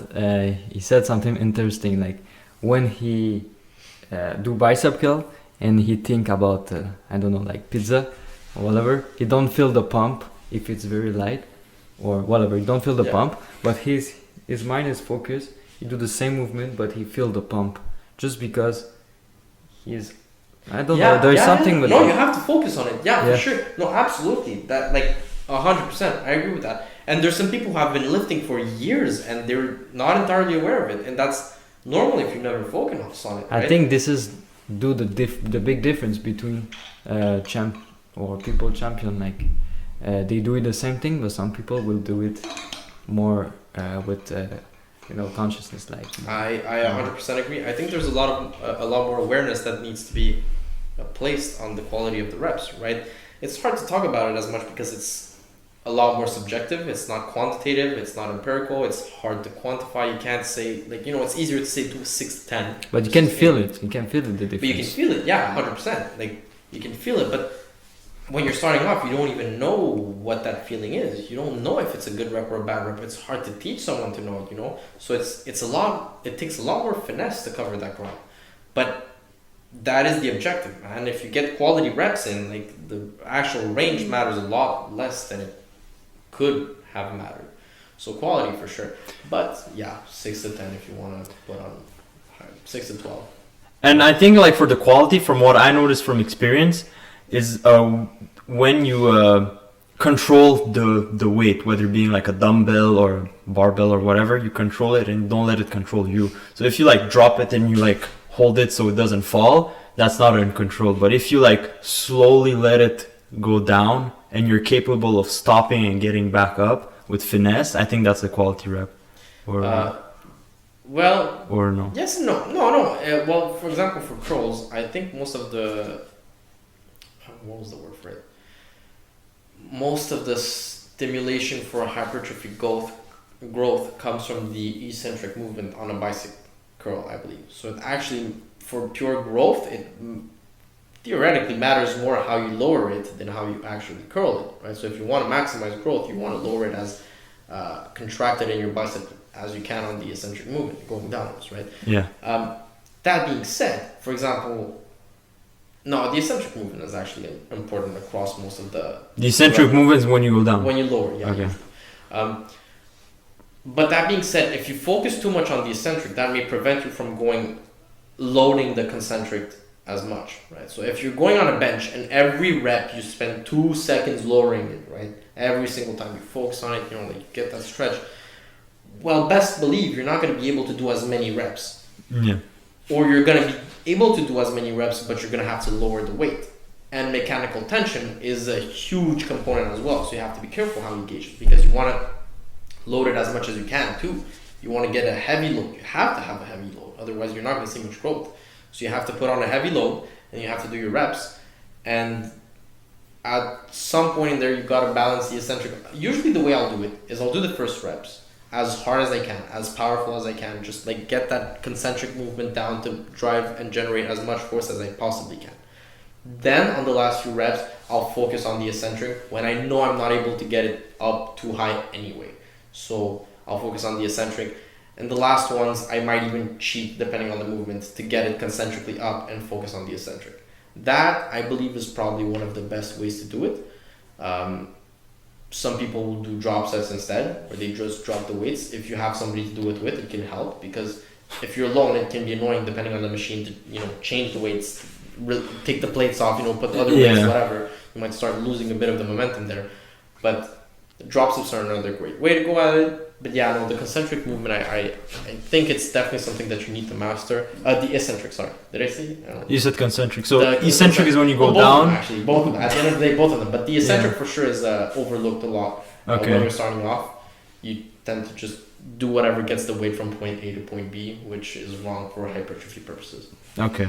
So yeah, in the end, both are both. Key. But make eccentric movement an ally, because concentric, it's hard not to get it. I mean, you see it more, right? Yeah. If you're not pushing the weight as far as you can, you generally see it, right? Yeah. But the eccentric one, you could be lowering it more controlled, or more or less. But at one point, it's like, are you even getting the weight back down, right? You're just holding it forever. That's not good either. No, exactly. So a good balance of both. Yeah, but for people watching, if you're starting to work out or whatever, familiarize. If you're not familiar with it, try to do more eccentric movements and try to get more control going. See how you feel. I feel like it's another tool in your tools. You're more sore when you do slow. Yeah, I feel but that too. The soreness is different. Like the soreness is like this, but when you're I don't know how to explain it. You have like the soreness, like very inflamed, it seems, and when you do quick, you have another type of soreness. It's like you lost your vigorous, like you lose your power, like yeah. I get what you mean. I don't know how to explain. No, I get what you mean. You feel more stretch on the eccentric, but you feel more drained when you do exactly. But there is something else in the muscle. Oh, that was easy. Well, yeah, I guess that's the way to put it. I want also because I noticed something, but it's not very linked to bodybuilding. But I noticed something when I train my client. There is some. This is not, by the way, proof or whatever. Just notice. There is some exercise that is more like nervous system. I think I say nervous system, but I don't know. But more tiring in the mind, meaning I think pull-ups. You do it, and you feel like, very tiring. But you do push-up. You can do this like multiple set, never tire. I feel like pull move, but not on the weight, but body weight. Example, one leg squat. You cannot do a lot, but you can do a lot of squat for like 20 minutes. But one leg squat, like 1 minute, your brain, not your muscle, your brain will feel like this. So, well, there's two reasons I would say for that. There is actual, like physical reasoning for that. It's not just like a feeling. So one of the reasons would be, generally speaking, compound movements are gonna be tiring you it's going to put a lot more freaking strain on your nervous system, like as a basis, right? Doing deadlifts, you don't want to have an entire workout based on just compound movements if you're an experienced person who wants to focus on hypertrophy, because either the quality of it is not going to be great throughout, or you're not maximizing, mechanical tension on your muscles. You don't want to do that because you lose. Your brain can only take your nervous system can only take so much. I think it's more nervous system. So that's one thing. The other thing though is the way you load it. So of course, if you have two legs to do your squats and all of a sudden you have one leg, of course you're not gonna have the same strength, right? But yeah, compound movements something weird more on your nervous system. Yeah, something weird I noticed. It's like when you do one head or one leg movement, it takes so much energy from the nervous system. No, it's not something to mess with. Like you do one arm pull-ups and you do very heavy bench, you will feel more muscular. Like I don't know the feeling, but you will feel doing more bench, I think, than one arm pull-up. Not muscular, talking about system nervous. I think there's another thing with that, especially for like the one leg squats, because for like a one leg squat, now you have like your body in your load going on one leg, but you also have balance to focus about. Sure, right. You also have more stuff to focus about. For sure, absolutely. Yeah. Like for example, if you were to do like, don't try this, but one arm bench press, I'm sure you'd have like the same issue. since you have like to balance it as well yeah, as yeah, pushing it. Yeah. So yeah, I guess you're entirely right. Forgot that. Because I noticed that, and also like for pull-ups versus push-ups, pull-ups I feel like it engages more of your body than push-ups. Yeah, this I'm not sure. I feel like you it- have 4 points that are holding on a push-up, whereas you only have 2 basically. Yeah, because when you Pull-ups, pull, when you it's pull already up, you bad. know, like when you pull up, your body swings, you know, a bit. Especially like if you do like ring pull-ups, now it's even worse. But you know, like you also have like to stabilize your body when you do. I feel it's more like Because- you have more tasks to complete. Because I feel like every pulling movement on body weight, it's just more nervous system. Even the rolls, just the simple rolls, I feel more tired than doing push-up. Yeah. Even it's easy rolls, but my mind feel more tired. It's Also, weird. another thing that I just thought about is that, you know, when you pull, you tend to pull harder than you push. So I feel that. Because there is Yeah. handstand push-up very harder than pull-ups, and I feel less tired. My nervous system feel Really? less, Doing than handstand push-up. I Doing feel, handstand push-ups, you're less tired than doing pull-ups. but not muscularly. I talk about nervous system. I notice I can't agree with that. To me, handstand push-ups are a lot harder. they're harder, but No. muscular only. Not just muscular, man. I'm especially considering that your head is upside down. Yeah, all It's the a blood lot is more more. draining for me to do. Ah, I yeah, will do it less sets of handstand push-ups than I will of pull-ups. I can't do handstand It's not this. I don't. Not for me. With a wall. Not for me. Really? Yeah. That's odd. And you know, speaking of body weight training, what do you think? Do you recommend to people that want to start working out to do calisthenic workouts before weight workouts, or go straight to weights? So I started with calisthenics, right? Yeah. My OG background is in calisthenics. You know, like we used to do some one for a long Yeah. time ago. I used to do gymnastics as well, right? So I started with calisthenics. Now, is that necessary?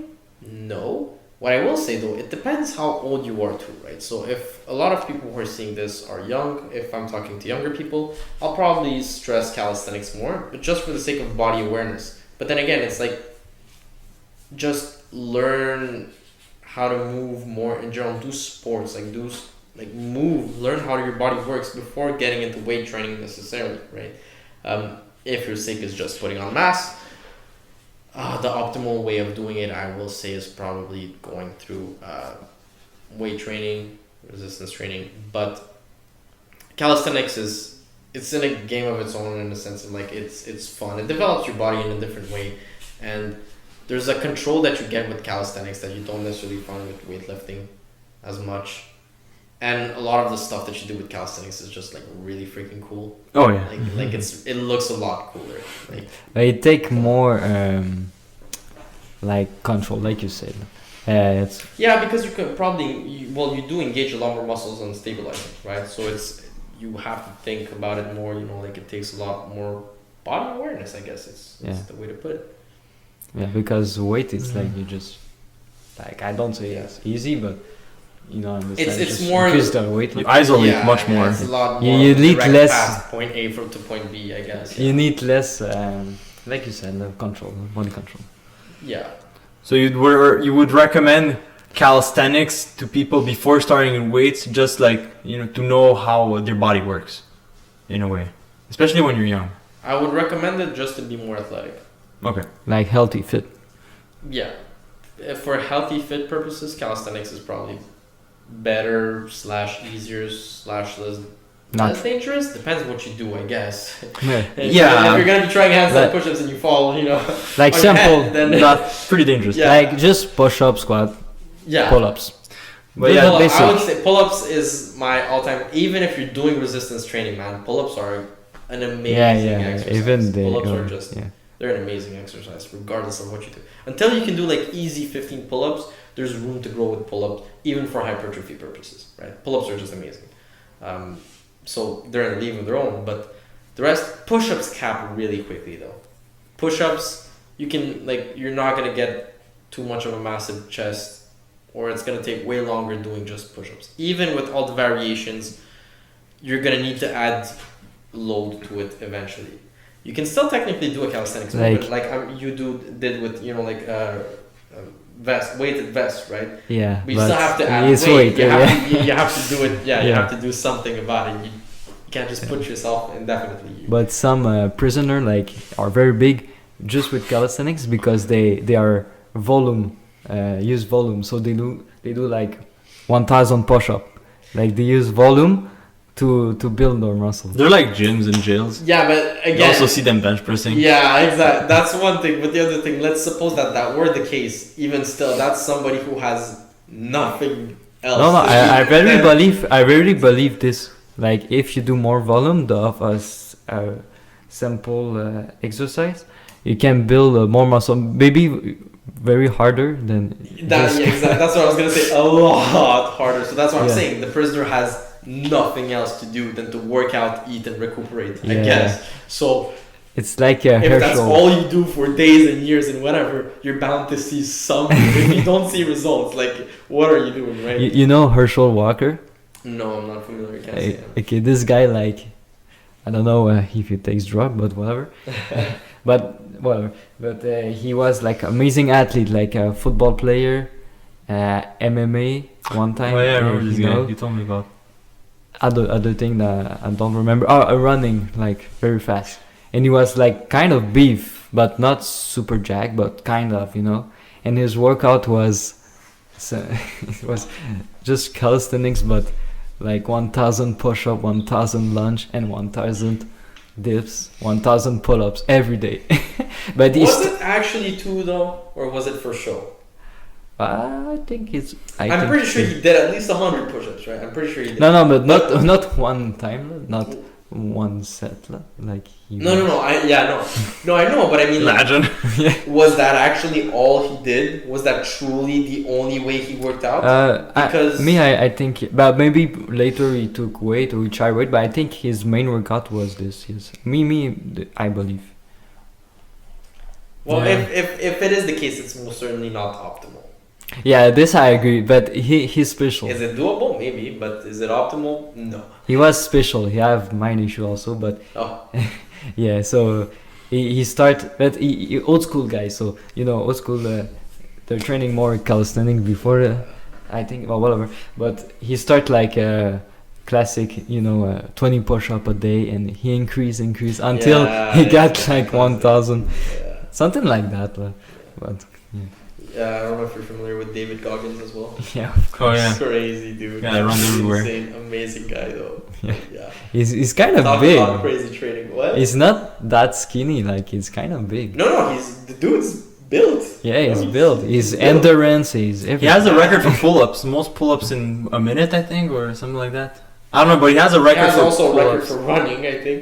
Yeah, but I don't know if you heard that about him, but he has like busted knees, and But he not went just to the busted doctor. knees, he had busted shins too. Yeah. And Busted for all nerve. that training, and he went to a doctor, and the doctor said, how do you even walk, let alone like Yeah, running? yeah, And he's yeah. like, On well, you know, willpower, basically. yeah, stay hard. I meant Essentially, I remember I saw a video. A friend sent it to me recently. I don't know if the video is recent though, but it was like he was talking to the camera and he was saying something like, "You guys said that I would never walk again, and here I am running again." Right? The Yeah. doctor said I wouldn't walk again, and this was absolutely hilarious. The way he said it, he's like, some people put like, soft music at night to go to bed, like rainforest shit, whatever.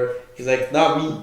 I record all the hate comments and I play them over and over. It's like that shit refreshes me. I wake up refreshed in the morning. Like, dude's in a league of his own.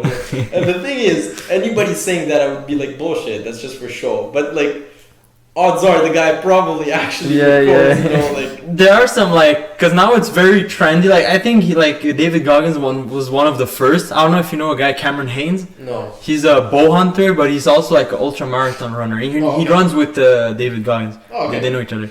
And those guys, they're very motivating. Like Jocko Willings too, he's a very good motivator. Those are guys that are good motivators, but that did stuff before, that's how they got there. But now I feel like those guys kind of pioneered that trend, but now I feel there's a lot of guys that are like motivators, but they do Without like having the background. yeah, they're just like gurus, and there's like a lot of fake guys like that. Yeah. And you know, one thing I want to actually two more things Sure. that I want to ask before we move on with the personal charisma and all of that stuff is me. I started doing Muay Thai now, Yeah. and no, I'm kicking, you know, obviously, and you know we kick shin on shin sometimes, and it hurts the bone, you know. So do you have like tips for like increasing bone density, like No. training for that? No, hurt your shin and it's gonna. Yeah. Bones are very like, they get fractures, they just heal strong. Kind of like the muscles, I guess. I actually have interestingly enough, this is like very, you know, like actual news. I have a rib fracture like right now. Yeah. I have my rib fracture and I literally had my appointment today with the Yeah, how was it? So it's official. I have a rib fracture, maybe intercostal muscle torn as well. Probably actually, but the main one is the rib fracture, which hurts me the most. So I have the rib fracture, and I was talking to my doctor, and I was like, okay, what can I do to make it heal more? She's like, wait. I was like, okay, no, but like actually, like, do I like? Is there anything that I can eat? Is there something, you know, like anything? She's like, wait, like it's Okay. gonna pass, but there's literally nothing about it. It's like, okay. And then I asked her, what if I just take calcium supplements? You know, like bones are calcium, you know, like it wouldn't be illogical to think that by supplementing with calcium, you know, your muscles will heal faster. I was like, no. I was like, okay, thank you. Now I will do some research on my own because I refuse to believe that it has no impact. It would be cool if it had a little impact. I refuse to believe that all I have to do is wait. I hate waiting. So I hope it does something. If there's anything that's going to help you heal or whatever, it is probably going to be calcium supplementation, I guess. Or just any supplementation actually that helps your body recover in general. Sleep more, or get better sleep, whatever, right? Make sure all of your micronutrients are in check. Essentially, it goes back to the health thing, right? So your health needs to be impeccable. And not just impeccable, like optimal, right? The more optimal it is, the better you see results in weight training, performance training, any type of healing, everything, focus in your school, in your life, whatever, everything gets better, right? So that's a given. Is there anything you can do extra? No, not that I know of. Okay, so like drink your milk and eat your supplements and. As far as I know, Okay. that's all you can do. You just Cause yeah, that's wait something. and it gets better with time. Cause yeah, that's something I wonder. And I know like those guys like Thai guys, you know, people who do Muay Thai, people who do Taekwondo and stuff like that. For like you said, they would like kick hard things, you know. Yeah. I mean, you don't want to go like from that's like a very fragile thing. You don't want, there's like a very big frontier on this, very slight, very like small frontier on this. Yeah. Because if you go too light, you won't see like progress. But if you go too hard, you will break your bone. Yeah, so you have to have micro fractures. Yeah, exactly. You won't go like punching concrete walls like that's not smart. But in the same time, you know, if you wear like what I heard sometimes some guys do, they would go like just with the bare knuckles on the heavy bag, or you know, just kicking regularly. So yeah, that's a thing we will talk with our next guest on our podcast. But there's one thing which is just the bone being stronger, but also let's not forget the fact that it hurts, and that's like a psychological thing. There's also psychological things that you can tolerance, right? That you can build to the pain, getting it over and over again. So now, to what extent which helps which, right? So if you punch a concrete wall over and over again, not super hard, but you know, like enough to, you know, build the tolerance into whatever, is it gonna help because it builds your tolerance more, or is it gonna help because your bone gets denser? I don't know which one does more. That's a good point. Regardless, both of them get affected and it helps. So yeah, there's no way around it, unfortunately. So there's no like particular like workout or special diets. No, nothing that. Get a good diet. Yeah. Get a healthy diet. Get a complete diet. Yeah. More than that, no, man. I'll have to look into more calcium supplementation. That'd be cool. Yeah, we'll talk about that some other time. And another thing. Well, actually, two more things. You know, let's say like we talked before, you want to put on some mass, right? You want to build muscle, hypertrophy, but you're also like a functional athlete, so you gotta get your cardio in as well. How can you like manage both? Is there like a way? Yeah, sure. Actually, cardio a misconception. I'll admit I participated to this misconception to a certain extent. You remember we used to joke about it all the time. Yeah. Oh no, we can't run to this place. Bro It's hard. science. I'm gonna lose my gain. Yeah, it's bro science entirely. Yeah. Cardio actually does help with muscle gain. Like you have to do cardio because the better cardiovascular endurance you have, the more your workouts are going to be powerful and efficient, which means the more weight you can lift, which means the more muscle you can build, right? So it actually helps recuperation as well. The better your blood flows, generally speaking, whatever, right? The faster you recuperate and blah, blah, blah. So carb is definitely like a good thing. So it has nothing to do wrong with building mass. You're totally fine. The danger with not building mass is that you're going to burn through all the protein that you eat quickly. So the only way that you can do all of this consistently and keep improving is if you eat enough protein. So basically just eat more protein, essentially. Okay, so even if you want to build mass and you also run 10 miles a day and stuff like that, you will still You're going to need to eat a shit ton more protein and make sure that you recuperate enough. But yeah, it's theoretically doable. So you balance your caloric intake based on that. Well, building mass is not directly related to caloric intake, right? You can or protein intake, actually. Protein intake is a lot more relevant. So you can be in a caloric deficit and still build muscle mass. You're just going to have a way bigger proportion of your meals or your entire caloric intake attributed to protein, right? So when you use energy throughout your day, you're going to use your carbs and you're going to use your fats. Eventually, if you run out of those, right, eventually you're going to start using your muscle, which is your protein. So the only way to not use that as much that's why it's preferable to be in a bulk to put on mass, is to have enough fats or carbs or whatever flowing in your body so that you never have to get to the protein in your muscle to be burnt, right? But if you just eat enough protein, your calories are going to remain somewhat low because they're fairly they satiate you enough, and you're going to have enough protein to keep on recuperating. It's just not as fun to eat as much protein, but it's doable. Yeah, that's the problem we talked about at the beginning of the video. Yeah, you're gonna have to chop shakes. Yeah, there you go. But it's doable for sure. Okay. So cardio has nothing to do on it, and even calories, they're not detrimental. It's easier to put on mass on a bulk, but it's not the only thing you can do. So that's like a bro science myth, the cardio diminishes gains. Oh, for sure, yeah. Okay. For sure. Wow, that's a new one. I didn't know that. It's for sure. Yeah. I caught on what I heard was for that before asking you. I heard that doing intense cardio, like HIIT workouts or something very intense and short. I heard that that's good, and doing longer cardio that will burn through your muscle. No, at the end of the day, it's like I said. If your protein intake is fine, or you're on a bulk, whatever. If your nutrition is fine, your caloric intake is fine. You can do as much cardio as you want. It's going to help. Okay. The only other thing is, if you do cardio, what kind of cardio do you do? What kind of endurance do you do? There comes a point where you overload your muscle with volume and you go into overtraining. So let's say that you want to grow your pecs. And your form of cardio, like you do your lifting for your chest, whatever, you do your bench presses, you do all of that. And then your form of cardio that you use for your cardio is going to be doing push-ups. Like just hundreds of push-ups. There comes a point where your pecs are just not going to be able to recuperate. So in that case, yes, you might fall into overtraining, and then yes, it might not be optimal to do that form of cardio. But it's not the cardio; it's the way that you do your cardio. Yeah, focusing on muscle endurance that won't be optimal for your weight gain. Yeah, but let's say that you want to gain weight. Specifically, you want to train to get a bigger chest or an upper body. You can do cycling, no worries, for your cardio afterwards. As long as, again, the caloric intake and the protein that you consume throughout the day is high enough, then you can do as much cycling as you want. It's fine, and that's a great way to have cardio as far as I'm concerned. You can do swimming. It's not going to be too bad on your pecs. Be careful not to overtrain. You can do anything that doesn't put you in an overtraining position. Gotcha.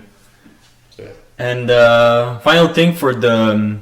unless you want to add something afterwards, but final thing I want to ask you about working out and fitness is the sleep. What would be the optimal amount of sleep? Is there a number for hours for optimal amount of sleep for muscle gain and stuff like that, recovery? Listen, there's this girl we went to high school with. Girl's an absolute beast, okay? She sleeps, I don't freaking know, like maybe 6 hours per night, works out a ton, and is more full of energy than anybody I know. She's always doing something in activity. I don't understand how she sustains that lifestyle. I genuinely don't understand. I can't sustain it. I don't know many people who can, but it works for her. Is there an optimal number? I would say like try to get, the more you work out, the more sleep you're going to need, right? The more your body's going to be beaten, the more you want to make sure that you get enough sleep. I'll say this, when I was working 12 times a week, I would need 10 hours of sleep. Mm-hmm. If I would not sleep 10 hours, I would be destroyed. I would need 10 hours of sleep. Nowadays, I go for 9. I personally go for 9 hours of sleep. If you get, I'm assuming 8, it's okay. 9 is great, probably. More than that, I don't know what kind of crazy athlete you would have to be, but it really depends on the person. And I think it's very important to check what kind of sleep you have. You want to make sure it's quality sleep too. It's a very complex thing, like even like just based on the position you sleep, even that affects, like so many things are. So for sleep, man, I've been trying to, so when I was on the 12 times a week journey, I would try to optimize every aspect of my life. And ever since then, I've been able to optimize my workouts to a certain extent. That's like the first one, it's a given. I can control that fairly easily. I can optimize my diet a little bit harder because you don't always have the food at hand, whatever, but you can optimize your diet. You can certainly plan for an optimal diet, right? So I can optimize that. That includes supplementation every single time, micro and macronutrients, right? I can optimize that. Sleep, that's a tough one, man. That's why I started taking ashwagandha, actually. We were talking before. I was like, I want to optimize my sleep. How do I get along to optimizing my sleep? Oh, I forgot a supplement that I bought. I've tried twice. Can't say I take it consistently. But another one that reduces anxiety, which again, like one of the main effects of it, is glycine. Glycine, which is an amino acid, I believe, and that one is supposed to help with sleep as well. Again, can't say that I haven't tried it that much, so I can't really speak on the effects of it, but that is supposed to help as well. But I've been doing so many things to try to optimize my sleep, and the short answer is going to be do what you can best, man. Do what you can best. The most evident things are going to be try not to go on screens before going to sleep. I can't do that. I have a hard time doing that. So that's probably why my sleep is not as optimal as it could be. The other thing is try to get regular sleep hours. That's a big one, right? So even if you have vacation or no vacation, whether you have school, whether you have work, or whether you have the weekends, whatever it is, try to always sleep consistently at the same hour, right? That's actually a big one. Another one is try to use your bed strictly only as a means to recuperate and sleep, right? That way, as soon as you go to bed, I think you were the one saying that you go to bed and you sleep, right? No? I have a routine, a ritual, because if my mind is agitated, I must calm down. And okay, but you can actually like when you want to fall asleep, you fall asleep. Yeah, I can't do that. Like I will sit in bed. You must have a ritual. Like that's the thing. I may tell you another time. Yeah. So that's one thing, right? So for some people, it's meditation. I used to actually try. My routine was doing stretches, which actually kind of did help for a bit. I would stretch out a bit before going to bed, and that would do something. So that's another thing, but what I was saying is keep the bed for sleeping, which again, I wake up and I chill on my phone, not a good thing. I go to bed and I chill on my computer or my phone, not a good thing. I don't during the day though, so at least that's something. I never stay on my bed during the day. That's a good thing. But you want to limit the bed as much as you can to sleeping. You want to associate your brain to an hour and a place, and that's sleeping time. And if you can do that, then you can get decent enough quality as far as I'm concerned. And the rest of supplementation, a lot of people take melatonin as actually. But I heard that's a bit could be bad. It works, but it's could affect you build a tolerance to it, and then you might need it. Either you're gonna need it for a while, or you're gonna need more of it. So not that I've never taken melatonin. I've taken some. Didn't help drastically, to be honest. I can't say. Maybe I have a mindset where it's like I expect things to be instantaneous. Maybe. Like with the creatine, maybe I do actually have some effects of creatine. It's just not instantaneous, so I consider it as not really working well. That could be a case. That could be the case with melatonin as well. And the effects are a lot more subtle. but in my opinion, try to do everything before melatonin, and then maybe talk to your doctor about melatonin. Also reduce stress in your life. Stress is like, as we talked, stress definitely affects your sleep. So Good. That's an interesting. That's a very complex answer for a complex question. So no. Very complex because I haven't found the answer myself. Yeah. I only have bits and pieces. Still on the search. Still on the search, man, for the miracle cure to sleep. Yeah, and now let's move on to of all the people I know, I told you this already, but of all the people I know, you're like the most charismatic guy I know. Like, you go to a stranger and you will have such a cool conversation with them. With a total stranger, you will know how to talk to them and how to build an interesting and cool conversation and leave some some mark on that person. So how do you build this confidence? How do you build this charisma? Did you always have it? Well, thank you. First of all, I appreciate it. I really do. Every single, like you've said it to me before, but I still, every single time, I really do appreciate it. It means a lot to me. Probably because I don't feel like I always had it. Certainly not the confidence. Definitely not the confidence. You've seen me before. Yeah. I was not always as confident. Now I can come across as cocky sometimes to some people. I don't like to think that I am, but I can understand why I can come across as such. I was not always this confident, right? Working out has been a huge player in me building confidence. And I'm pretty sure it is for a lot of people, right? Yeah. So for nothing else, working out, do it for that. After that, so here's the thing. You can't just expect to do things around your life and then that's going to affect how you talk to people or social interactions, right? You can't just, a lot of people, let's take the context of dating. A lot of people believe, oh, I'm going to get, they get into working out, I'm going to work out, the typical teenage answer, I'm going to work out, I'm going to get the girls, right? Not going to say it's not going to help because looking better does definitely help, right? But it's not going to get you to talk to the girl. You're still not going to talk to her. You're still going to be, scared and shy and whatever. You're still a human. You're not getting through that. So what do? Well, if only I had all these achievements, if I were top of the class, for example, some people start, like nerding out or whatever, and then they may address you in teamwork exercises or whatever projects you have, but then how do you ask them to go grab coffee or something? How do you get to that point? You're scared. You can't do that. Some people go like, oh, I'm not going out or whatever, I'm going to focus on me, and that's a typical one, a classic one these days. It's, I'm going to focus on myself and make money, and then the girls are going to come to me.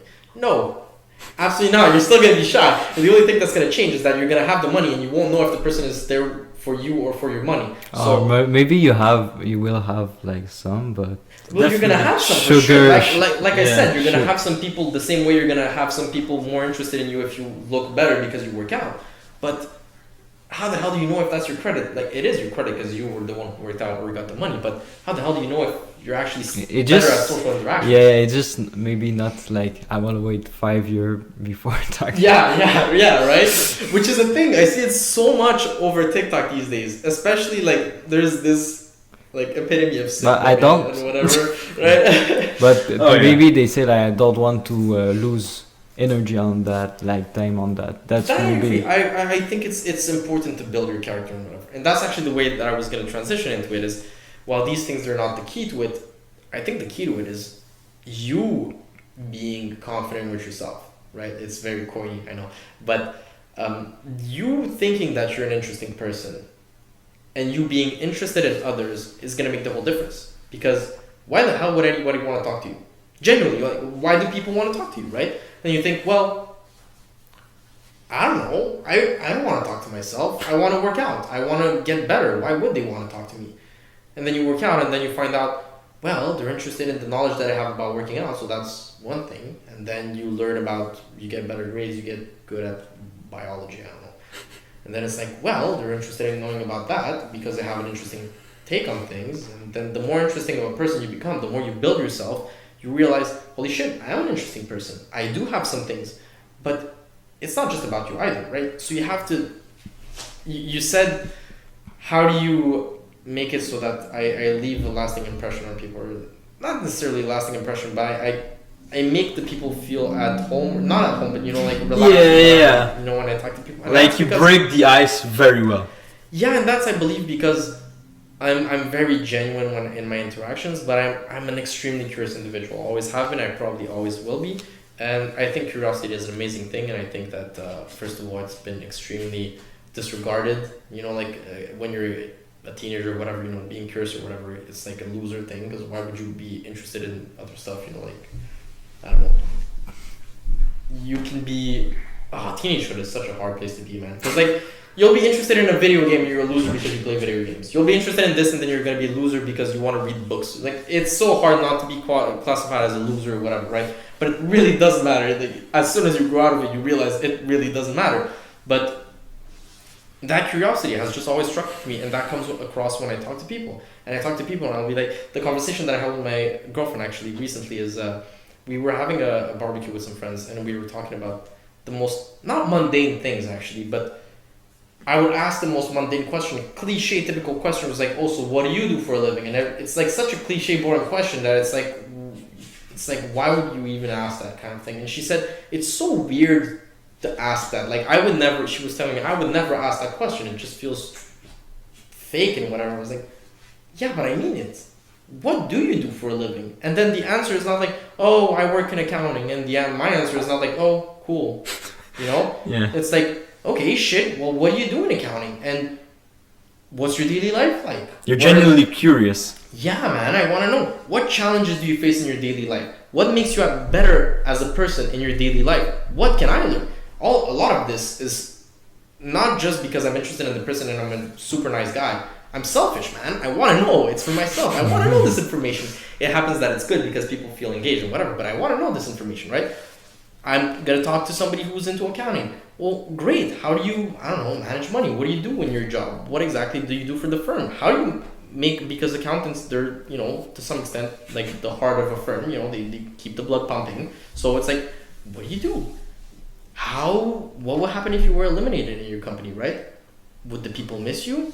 Well, I'm assuming not, because you get paid for a reason. So what is it that you do? What challenges do you come across? Why are you different than others? Why do people hire you instead of somebody else? What's special about you? And what can I learn from that? And so I'm interested in the person and what they do, not just the job. I'm interested in what makes the person different. So I think it boils down to make people feel special and feel interested in them, right? I genuinely feel interested in the person. So I think a large part of it is I get that across very quickly, right? So when I'm talking to someone, I think they see my eyes spark up quickly enough when it's like, they expect people to be bored if they say like, oh, let's take accountant. Poor accountants, they're not boring, but let's just take them for an example. It's not the most flashy job out there. It's not the most glamorous one for sure, at least from what people say, right? But yeah. Let's take accounting for example. Again, you know, like usually they'll be asked, what do you do for a living? Oh, I'm an accountant. They don't even bother going into more details because they know most people are going to stop at that. They don't know what the hell to ask about it, which is the other thing, by the way. How do you ask questions if you have no clue how to even begin to ask questions, right? So I'm an accountant. Okay, cool. Well, let's go with what kind of company do you work for? You must work for a company. Well, an accounting firm. Well, shit, now you kind of stuck, right? Because, okay, I don't know much about accounting. If you would have told me I'm an accounting from a pharmaceutical company, okay, maybe I know more about pharmaceutics. Oh, that's great. What does that have to do with everything, right? What questions can you ask about that? But regardless of what it is, you have to have a little bit of knowledge. There's sincerity. You know, some people just you not have to sincere. have 100% sincerity, yeah. Right? So you have to 100% want to know what that person is talking about.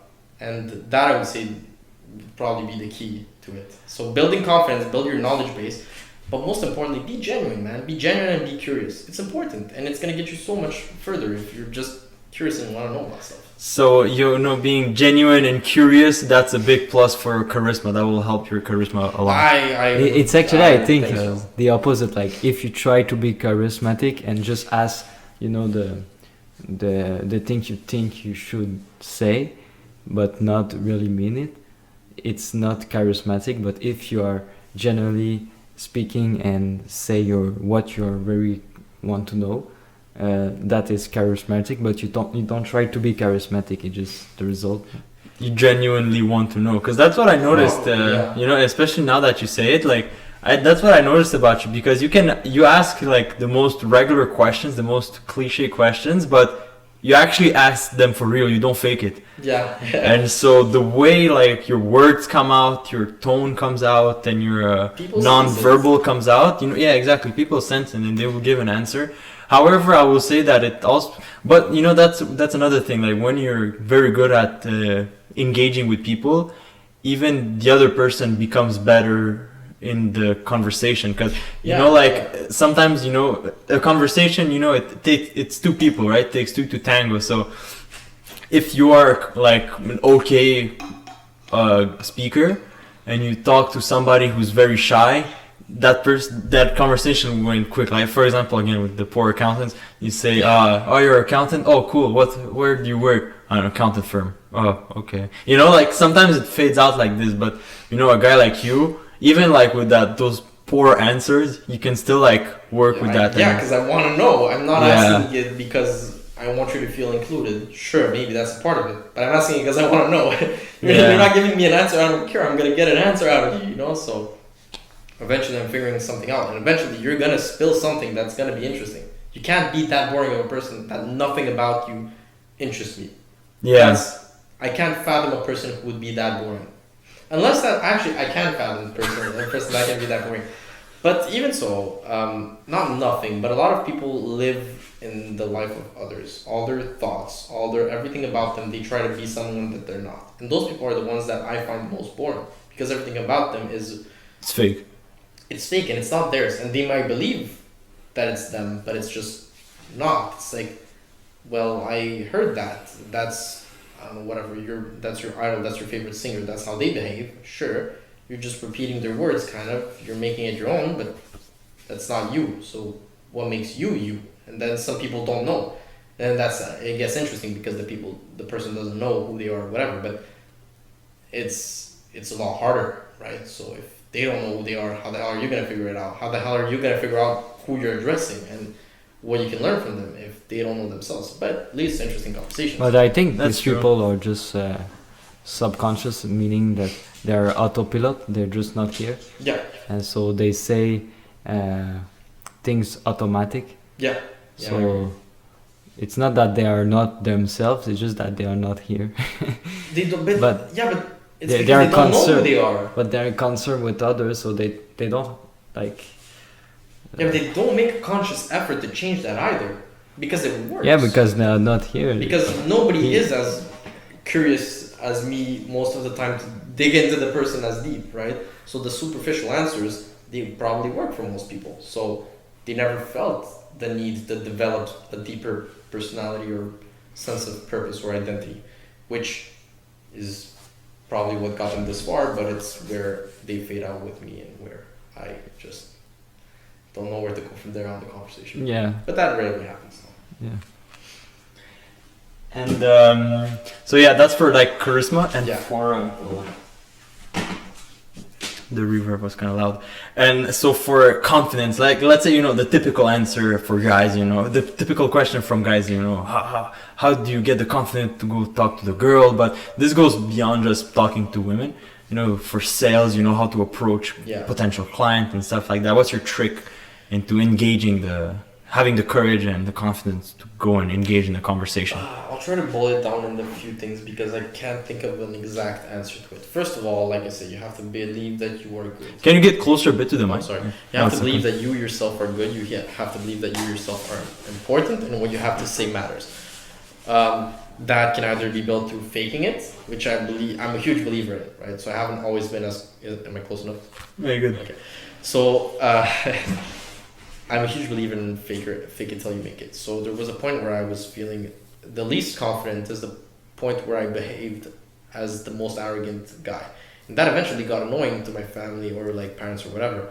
And they were like, how are you so cocky and whatever? And when they first said that, I was like, what the hell just happened? Like, me? Cocky? I don't have an ounce of confidence. How the hell do they perceive me? But then you realize they don't freaking know anything else than what you put out. So even if you don't know anything, if you behave like a confident person, if you put on this mask, eventually you kind of become that person, right? So that was one way to do it. But I would say probably healthier than that is also just nailing down what you have to say, right? Learn about it. Be good at what you do. Like I said, you don't want to be the superficial person who doesn't know anything and just repeats stuff that they feel is how things are being said instead of actually putting in their genuine knowledge, work, and everything. But for the sake of like how do you approach people and whatever, how do you actually get something done, you gotta do it, man. You just have to get through it. But I will give a tip. The secret to it is building tolerance, like most things actually. Tolerance to awkwardness, tolerance to all these things.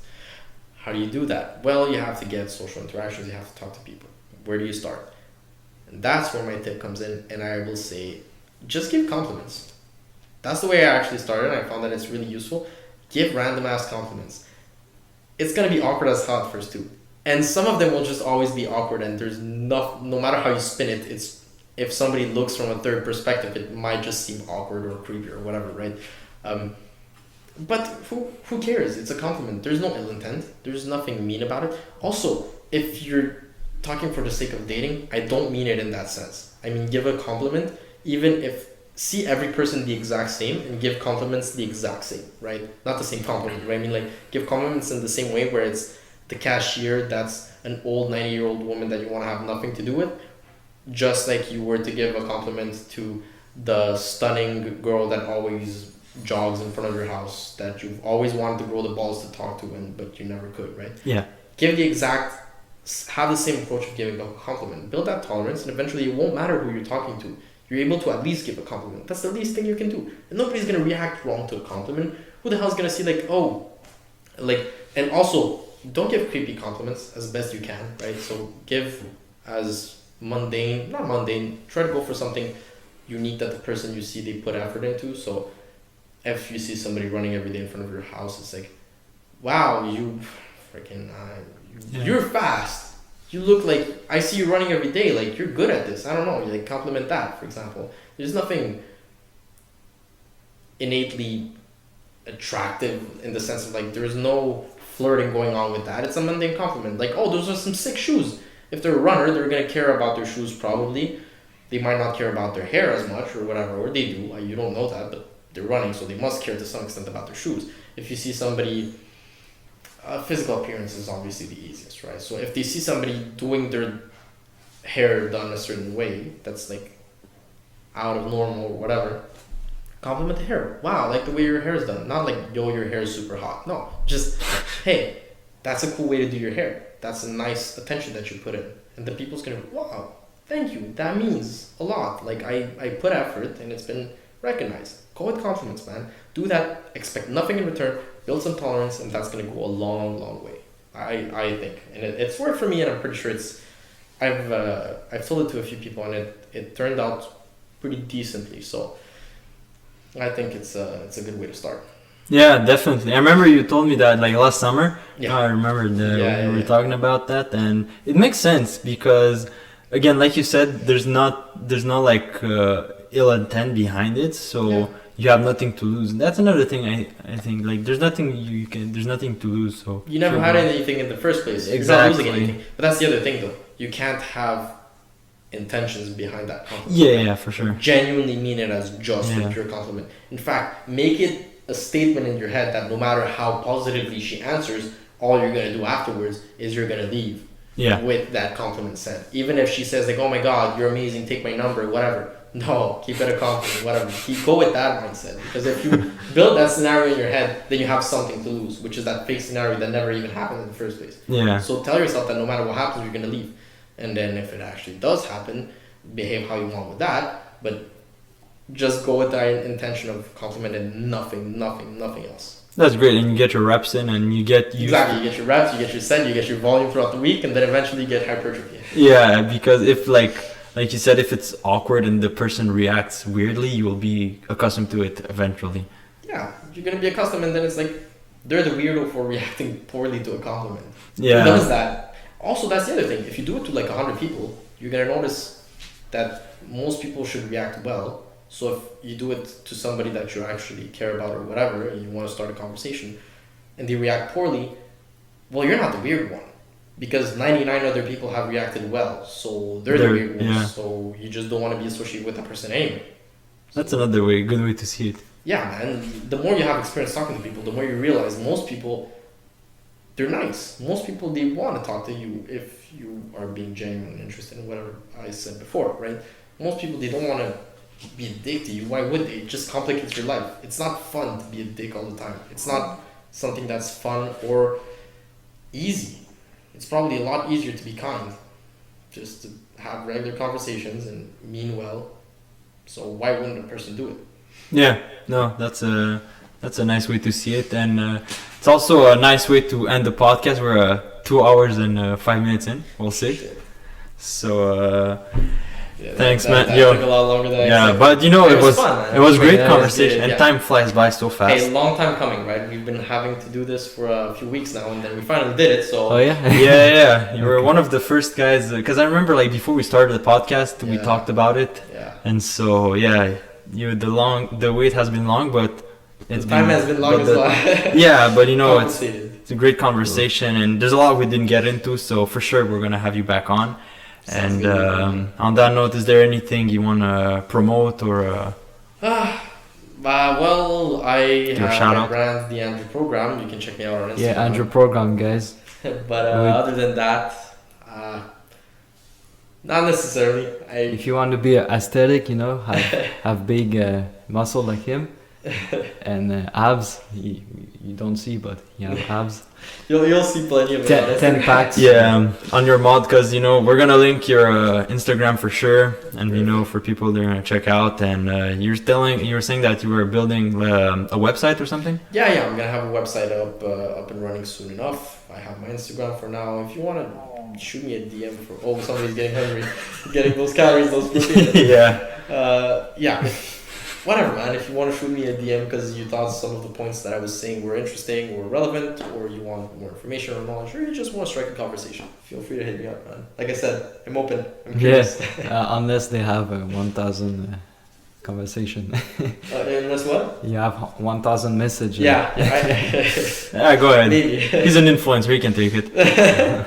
So guys, as always, you know, check out our Warrior Spirit store. As always, we have the Hydro Power Bag, we have the boxing gloves, you know, the rings. So we have all the good gear that you guys need and that you guys should get. For now, it's the summer, so at the time of the shooting this video, so definitely check it out. There's some sales going on. And on that note, guys, only sharing your warrior. AC out. PB out. The Andrei Program out.